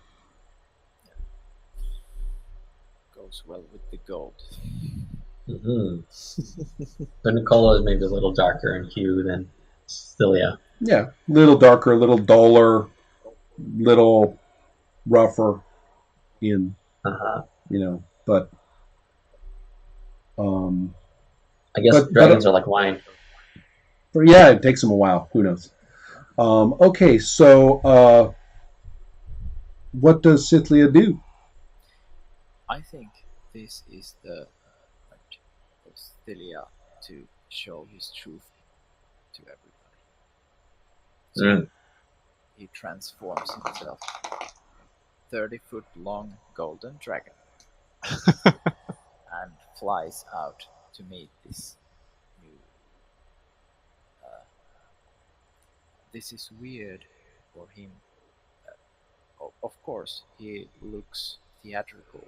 He always does, but inside he feels puzzled because he felt when he woke up that he was the last dragon on Earth. He was the last dragon on Earth. Yes, indeed, he was. And something is in play that his magic could not foresee. So he's a little bit out of his comfort zone, you would say. But nonetheless, it's a dragon, and he's a dragon, and he's slept for hundreds of years. Yeah, a long time. Yeah, and more or less he feels exhilarated to have more of his kind than him. It's like feeling that there is still future in the draconic era. Not only he has pictured that he is going to be a ruler of men in the world, alone in his pile of gold, and all the men come and worship him around the world. But now he is a bit off, but still he is feeling joy for this seeing about the dragon. Nicolo responds as speaking as the narrator. Yeah. Nicolo's an NPC, so Nicolo responds with joy as well. And there is a dance of magic delight. Nicolo and Zoki, to the extent that Zoki has an opinion that matters here, are not antagonistic toward Celia at all. That it is a matter of welcome. The wisdom of the ages is sorely needed now. New dragon or not, the ancient dragons are what we truly, truly, wanted. And Nicolo is not like I didn't make him in a vat. He did inherit ancient dragonhood. So, that's what this whole abomination talk is like. Yeah, right. Go look it up and go look up your footnotes again. And so this is, so I'm saying, Ozoki will even say to Arcturus, you see, there is no war here. And so, yeah, as far as I'm concerned, the Nicolo and Zoki are offering no antagonism toward Celia whatsoever. There may come, in the course of time, perhaps they'll decide that maybe they should live somewhere else. Perhaps in the course of time they will come to blows, as dragons will. Who knows? Who knows? But that's not what's happening now. Yeah. In the long term, you would think that they have some kind of alpha issue. That's a matter of role playing and a matter of opinion of narration. But for the moment, this narrator is saying that that's not even. It might not even be a honeymoon period. It might just be the way things are. We know that dragons fall in love and can be couples. We know that there was an age of dragons before, and it wasn't just all war among dragons, I think. So whatever. Let them work it out. But right now, there's nothing to work out. Right now, the future. Yes, dragons live. Magic lives. The moon is high. But is it actually that this game has ended? I'm not saying that it has or hasn't. No, but I'm just that this is one possible point to end the game and go to epilogues. We could. If I could come up with the world causing a problem for you right now. Well, it seems to me that's. But it's not Nicolo and Zoki who are going to do it. Yeah. Is it? There's. I see symbolically, it is a stopping point. I don't know what you guys think. Yeah. For me, it feels that if there is still some angle where Lieti or Arcturus would like to stir this pot for some reason at some new angle, that they could do something to, like, some interesting twist they could do to try to bring them down or something. But otherwise, what about the patriarch? Yeah, the patriarch is one thing. Yeah. Well, that's the question. But are we just saying, oh, well, the whole point of play is just to have conflict after conflict after conflict after conflict? Is that what we do? No, because we don't. Always between the conflict there is also like scenes like this. Right. This is like a calm scene. Yeah, if there's no contest, I can just move to the next narrator and just let it be. Yeah. Whoever wants to. This is perfectly okay. Yeah. And you could try to have a conflict to establish some sort of grain to represent this, if you wish, right? Yeah. If you want to purposely change the world and the grains with having conflict against the world, that is a possibility. The only thing I could think of would be that I'm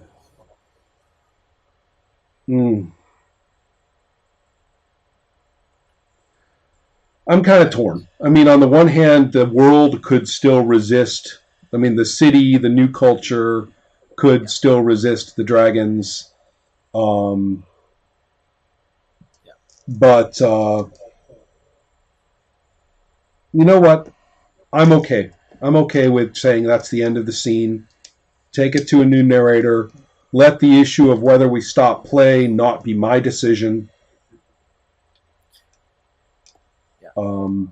I keep thinking something, and I'm honestly not sure whether to bring it in or not.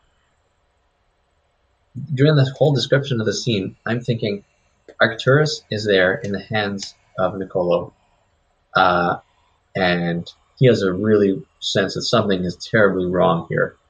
And so he's reaching inside his cloak for Dragon Finger, his powerful pistol. And who knows, perhaps he even managed to grab some golden bullets while we were underneath the in Liati's Do you mind if we lair. take it out of game at the moment? Because can we just talk about this a little bit? Sure, yeah. Why?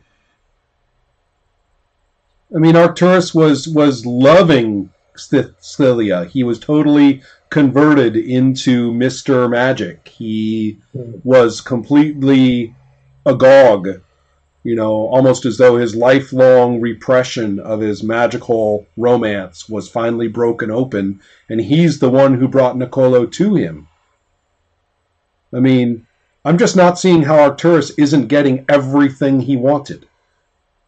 He's being forgiven by the boy he shot. He's he's being embraced by two dragons. He's got all the magical moonlight. I mean, we watch him have multiple orgasms, over the moon table and everything. And now he's like in the thick of it. It's totally broken out into the whole world. And I'm just not whether he trusts what's happening or not. My initial feeling was he would see something terribly wrong with this as some kind of affront to Stylia and the old order and the way that things should be. But if Stylia is reacting to this in a very positive way, then maybe not. I don't know. That it's kind of thrown me for a loop a bit. Yeah. I would base that on an idea that Arcturus is kind of tragic and torn character. Yeah. He was tragic and torn in the beginning. He was the man who was supposed to punish everyone, like who had magic, and he had some passion for his job also.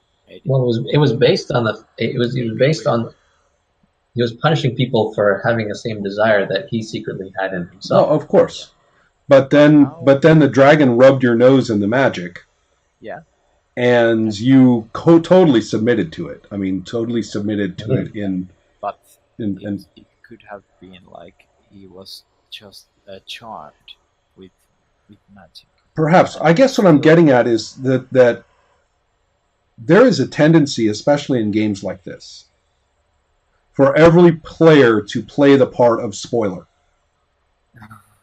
As soon as you can, we're here. It's like an addiction to conflicts. Yeah.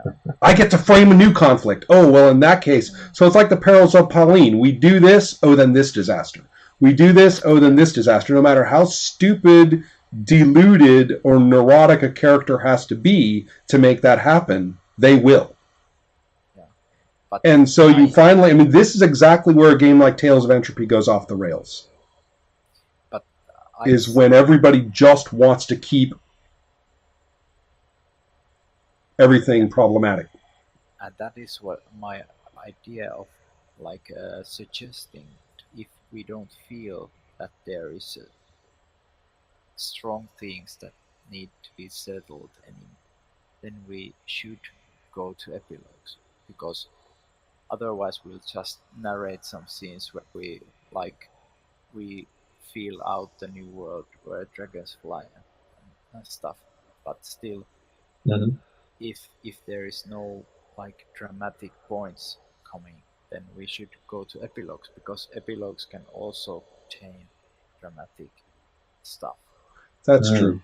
There's also go ahead. Shadow brings Isn't that negative results in right epilogues. So. Right. Right. Uh-huh. So we can see the shadows actually playing out there. Yeah. Santiago, what were you going to say? Yeah, that I would think it's like too black and white to say that either something crazy like someone suddenly shooting someone happens, or the story is hitting the end point and we are going uh, to epilogue like that. I mean, I think it feels to me as if this situation could be played out Right. a Right. little bit more, Mm. you Mm-hmm. know. And it's funny. I'm also thinking about my character as not engaging in much conflict now, because you you can't win against this, you know. But I don't know. I think we should like narrate. I don't mean we should, but I think we could narrate a bit more and see where that leads us, because I mean, I think that if it happens that neither the narrator as the world or the character starts a conflict, then well, maybe then it is done. But I mean, this is just the first scene where that has happened. I mean, yes, we have three player characters that are not starting a conflict.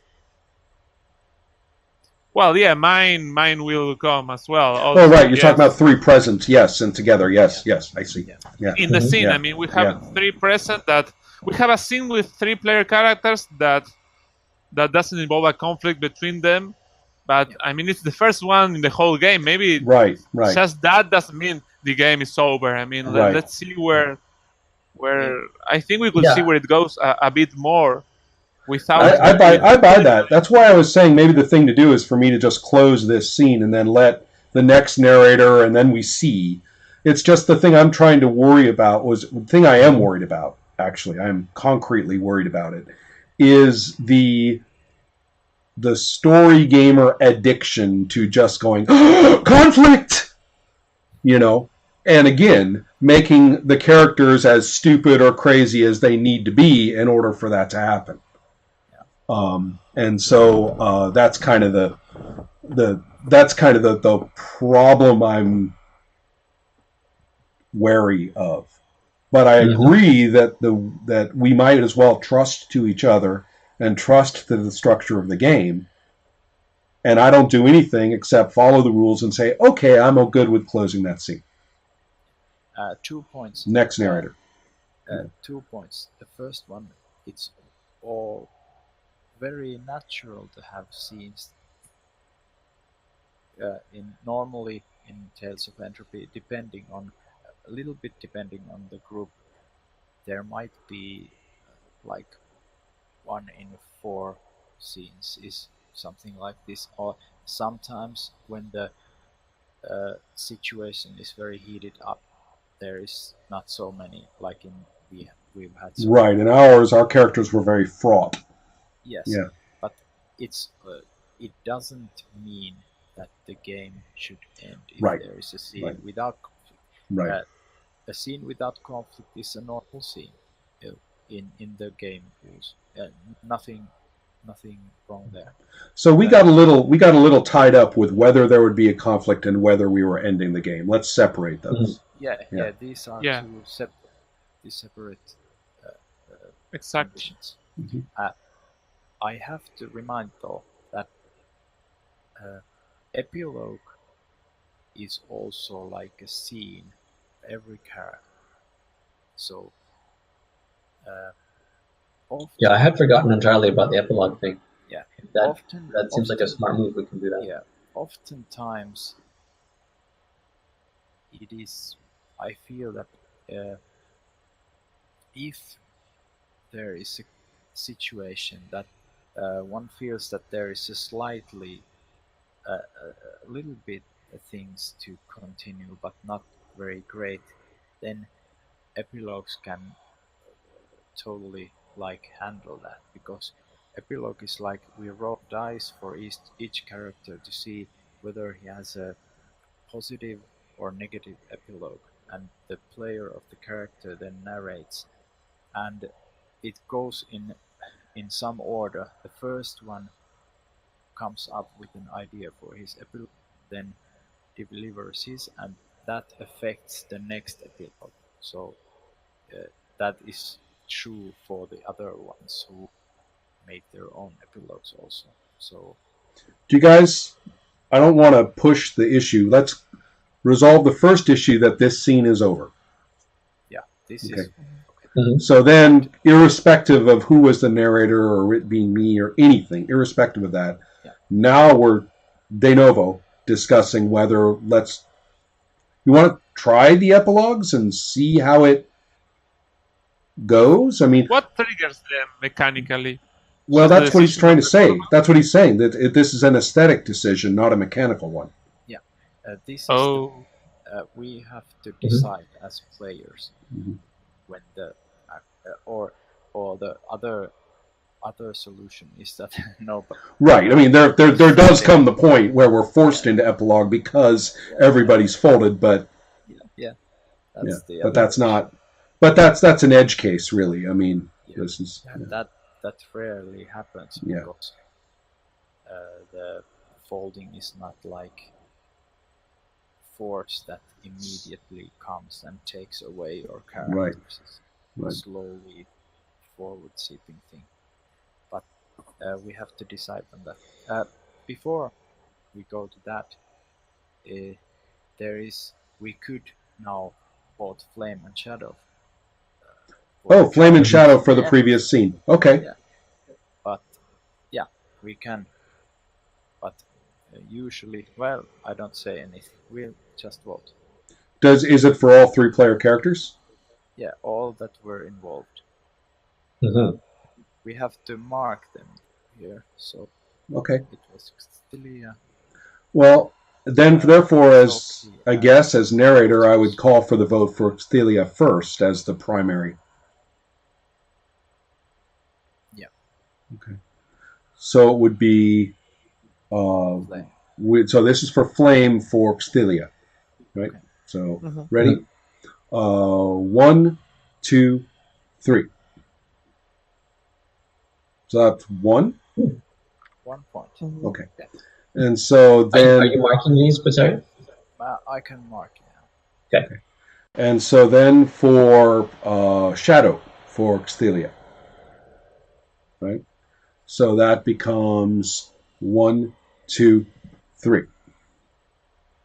No shadow. No shadow. Okay. So Finally, and then so for Zokia, I guess.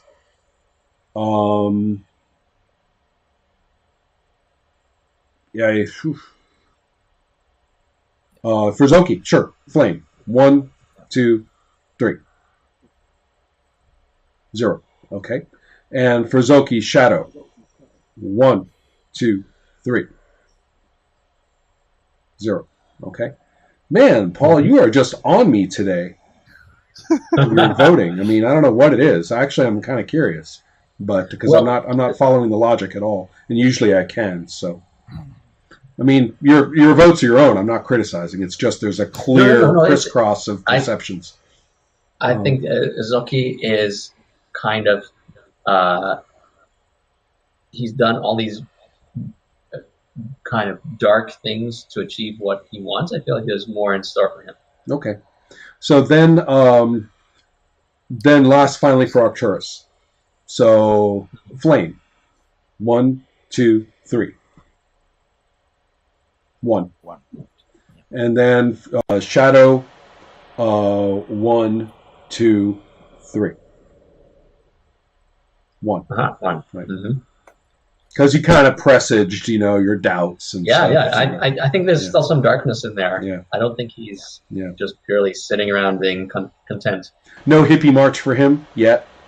Not yet. We need to have one big encounter session. We're going to drop Arcturus down like in the most communal, hippie, skinny dipping pool we can find, and then come back a couple hours later and see how he's doing. Yeah. I think that would be quite transformative for him. Yeah.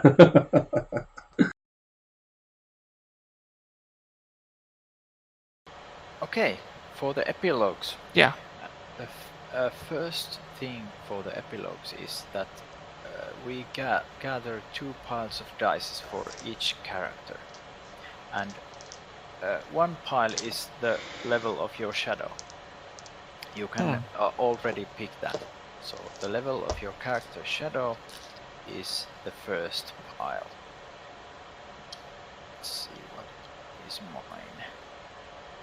Tilia has 1, 2, 3, 4 shadow. I can read He these has out no if anybody shadow. doesn't know. I have mine. 2.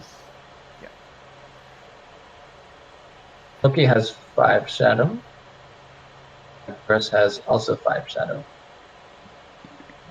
Okay. And then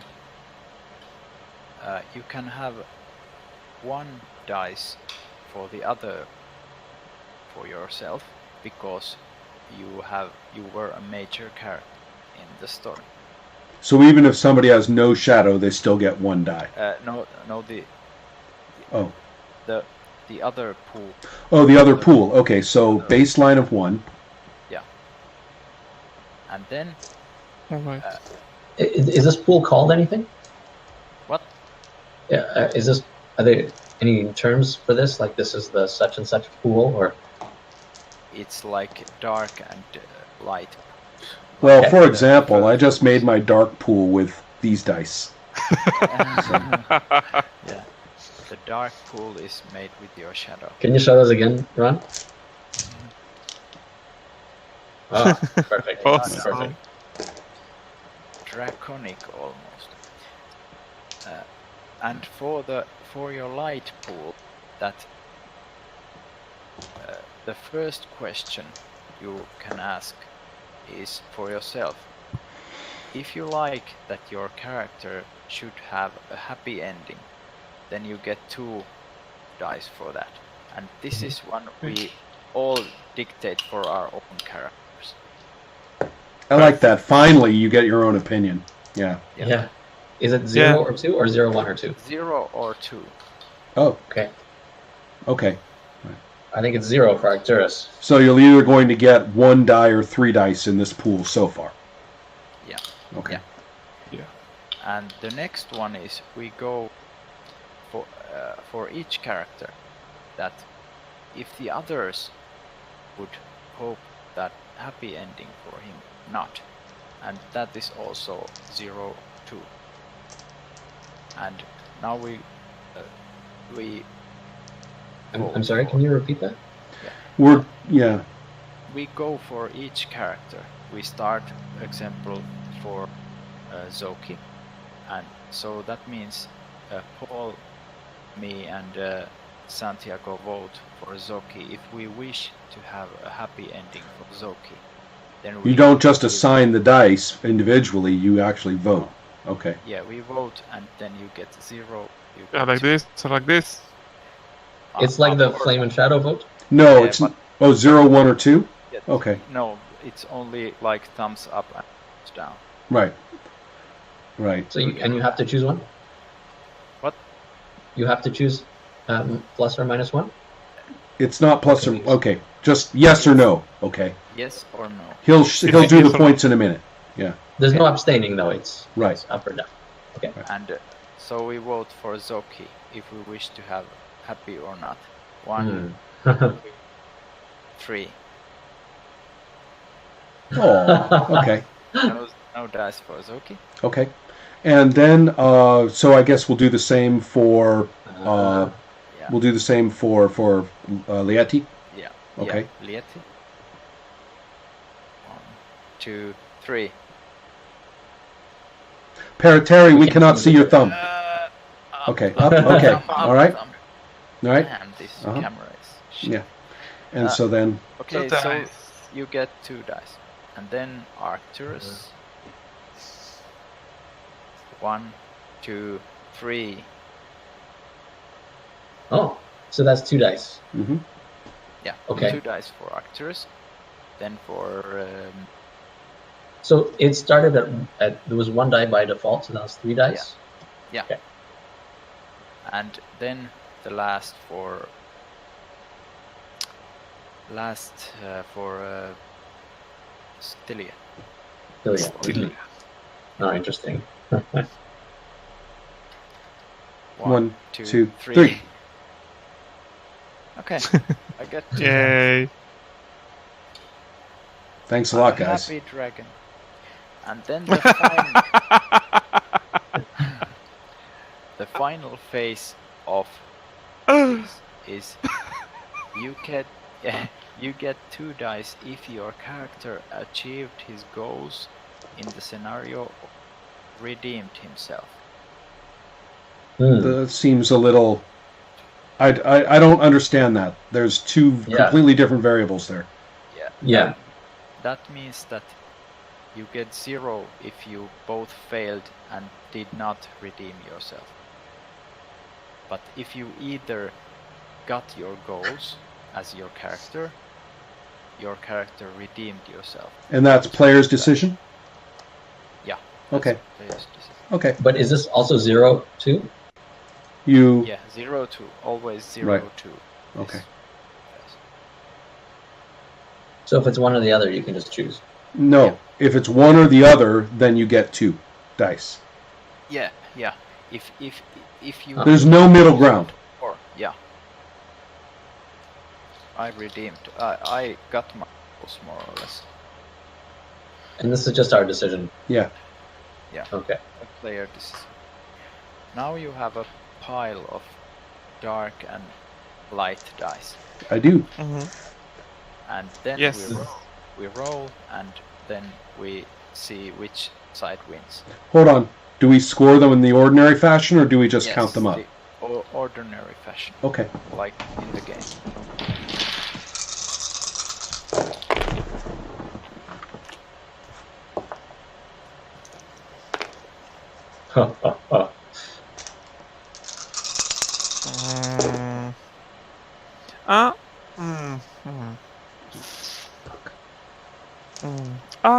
Okay. Yeah. I tied. Arcturus lost very badly. Really? Well, I didn't assign him dice, but I wanted a bad outcome for him. You got what you were after. Santiago, what are your 2 totals? 2 against 1 for light. Okay. Same thing for me. 6. Yeah. Do the numbers matter, Patek? Yes. Or just winning? The margin of your victory matters. Okay. So that if you, what was your margin? Paul? 5 dark to 1 light. Oh my God. That's bad. But anyways, if the pools differentiated more than 2 points, then you have a chaotic The what? a chaotic like there is defined you define your epilogue with multiple small events that they are you tell your epilogue so that you have multiple small events in it. And we all the others, we have a serene. That means that it is a single, a clear scene. And for my epilogue, it has to contain both negative and positive things, because I had a neutral. It was a tie. My result was a tie. So for Santiago and me, we have a single distinguishable moment or scene of epilogue, and it is basically positive. Yeah. Okay. And Paul, you have a negative epilogue that should contain more than one scene, more than cool. one Event or whatever. Yeah. event. What what now, order do we do this in? The order is so that the first player comes up with his epilogue, feels that now I can do it, is the one who goes first, and then the second one can use that information to create his own and so forth, so that the last one who is who's the most unsure of himself Has the what most material to work with. has most the material to go on. So any one of us can go on. If you guys have a clear idea, then just announce that you're to do it, and then just go ahead. I have one. Okay. So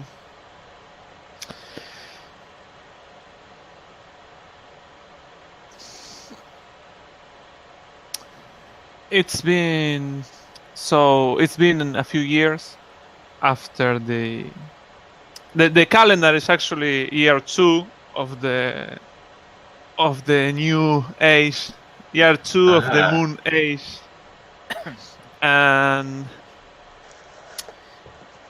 Lieti finds himself preparing the celebrations for the new year, for year 3. He is he's the high priest of the moon. Wow. Looks like you found that skinny dipping pool at some point. Yes, he as priest of the as high priest is also the city mayor, dealing with mundane affairs. No, he doesn't have really much political power. He's more of an administrator. The religion is based on it's basically a hedonistic religion, based on drinking and partying and having sex and all the stuff. I mean, it's become quite the classless society. Darn. The city of Celia. Yeah, but yeah, so he's pretty happy with himself, because he's not especially well. He is more powerful than most people, but thing is, he mostly can get with much less effort than before. He can get most of what he Santiago, wants. can you just tell us something that just happens that we can see? Just something he does, something yes. that happens? I mean, Yes, he's trying to see. He's making a count of all the barrels of wine they will need for the party of the New Year's, and there's a couple missing, a couple like 20, a couple dozen. So he tracks it down to one of the former merchants, and with the help of his acolytes, it was a rival merchant, one of those that entered the place, that time when they're. So he comes in to where this guy was trying to do like a smuggling operation, like trying to sell some wine out of the city, and it's forbidden. It's not a trade city. It's not much of a trade city anymore. So Lieti comes in with his armed people and says.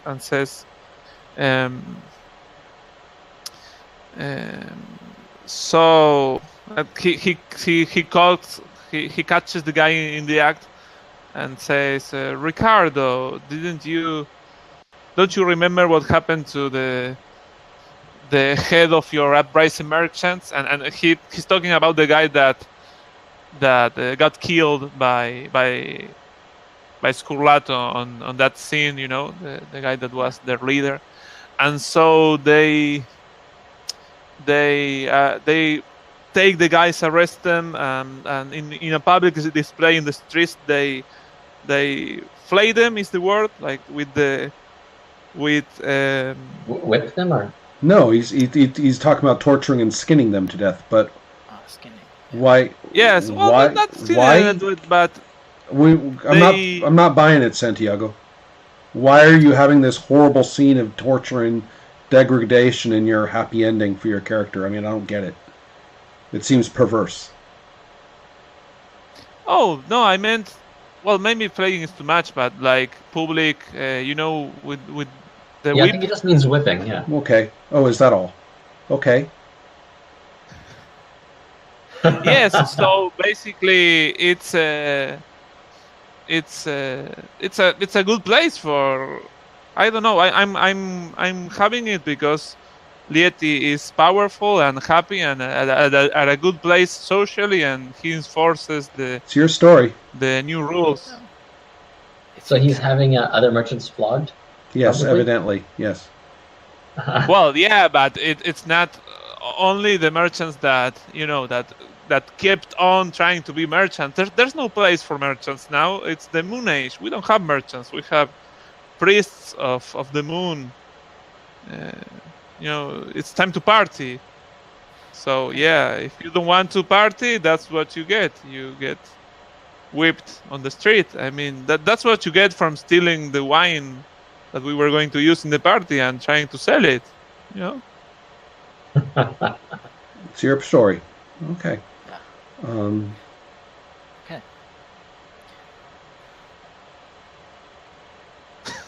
It makes sense to me. I'm sorry. No, it's not my place. I mean, it's what we're doing.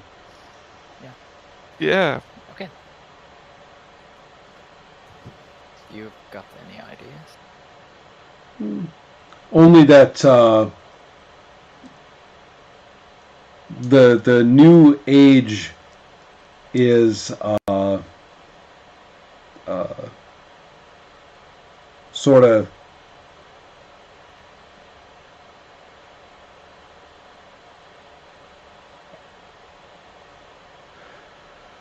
I think that Zoki is going to need more.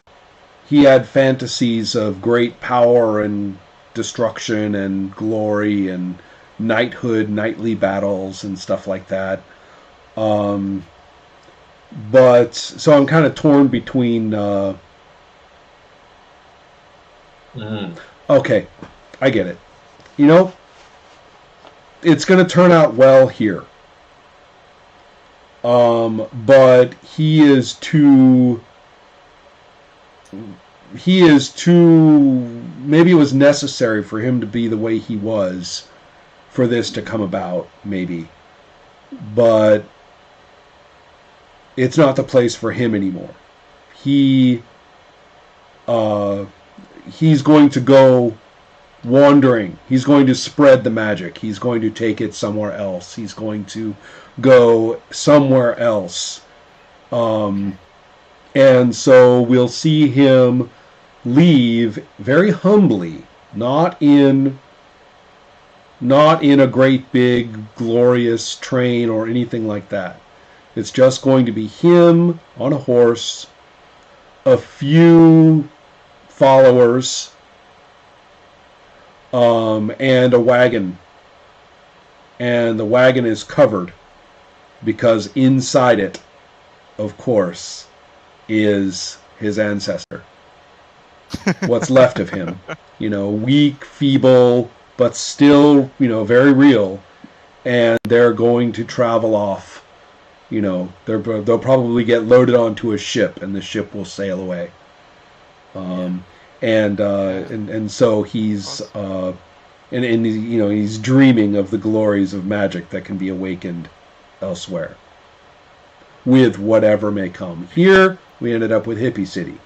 Okay. Next time, who knows? Who knows? I think that's an excellent. That's kind of where, because that's his scene. Yeah, because I feel that Soki kind of, now we only know what Soki is like. Right. After this, because after all the boasting, after all the magic, power mongering and everything, he's just basically he's an adventurer. Right. Someone Mhm. Right. and that's what makes him happy. Mhm. Like that's sweet.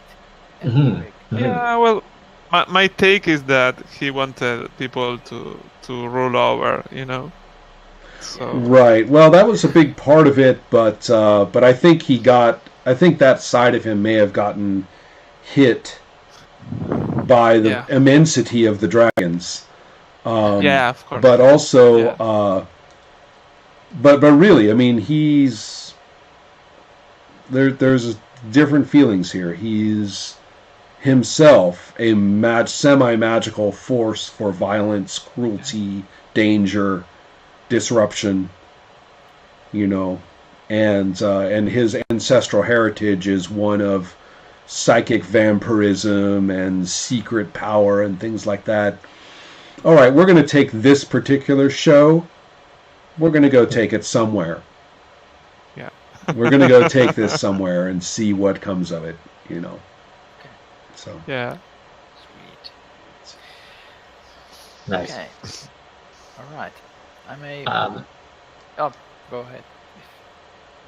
yeah, I have a few things for Arcturus. I think that that little bit I sort of narrated and we cut about him clutching his pistol while being carried by Nicolo did happen.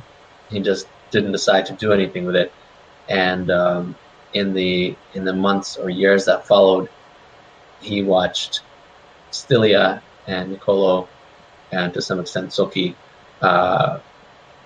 form sort of a new government for the city or whatever it is exactly that they did. I'll leave that to Pateri. And but the sense of unease and the sense of jealousy just grew inside him more and more. He could tell there was something wrong with Nicolo. Something was wrong with the boy, and that sense was eating at him.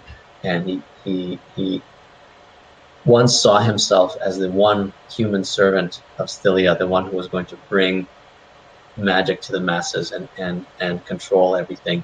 And instead, now he was sidelined. These two dragons, incredible creatures, golden-haired, beautiful beings, ruling city. And he grew more and more bitter and more miserable.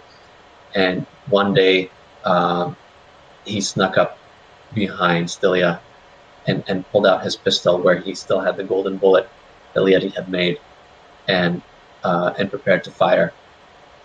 Stylia turned around at the last moment and just smiled.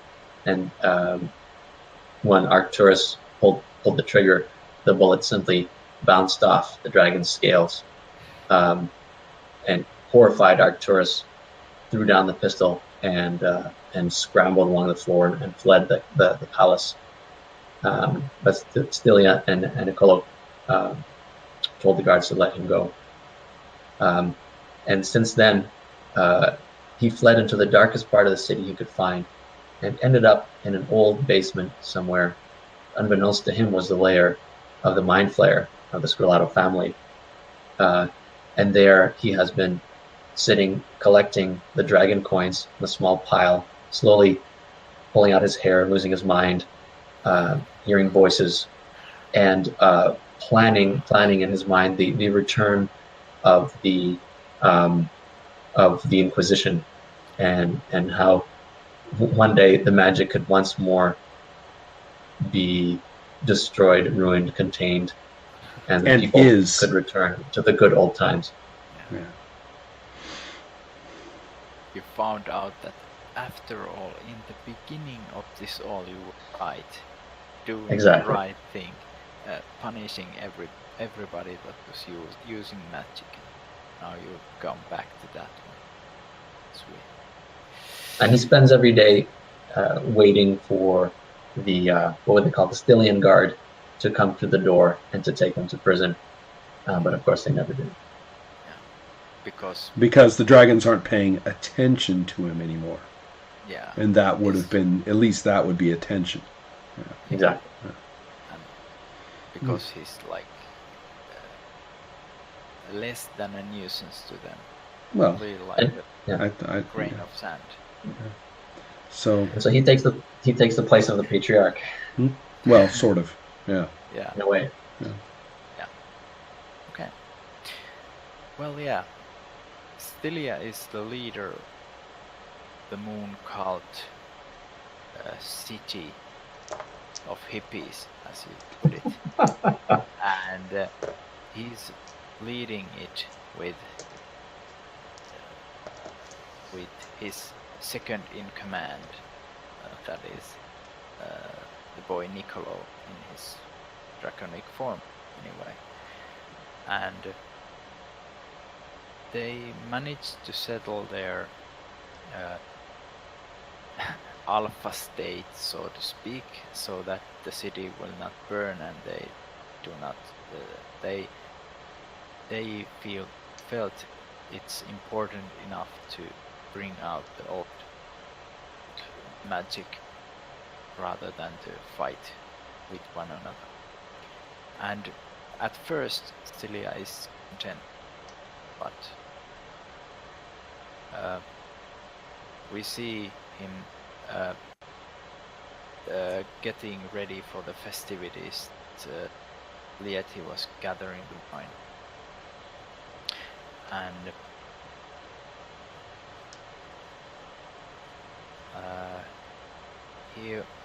he's getting ready to go through the motions of his religion that he has created through the magic. And when he watches he has brought the table where he first opened the moon gate. It acts as an altar for these festivities, and he peers down to the moon gate, and he doesn't feel anything. He doesn't feel the glow of the moon anymore. Something has left him.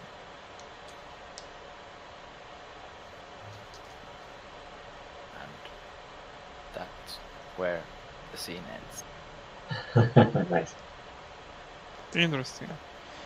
I won't keep you guys longer. Thank you so much for taking the time. Yeah, this is great. Thank you. Yeah. This has I feel that this particular game has we've had some real challenges here, because first of all, this medium some games tend to work better played online. The Tales of Entropy is one. I feel that it slows very much down because of electronic play. And the second problem we'd had, that I have never had one story span out for such a long time, because we started last February.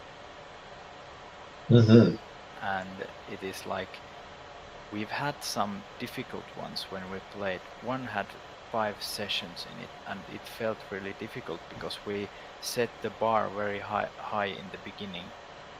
We had this girl who had a fantasy world, and at the same time she was living in a world that was preparing for the Second World War. So it kind of bounced between the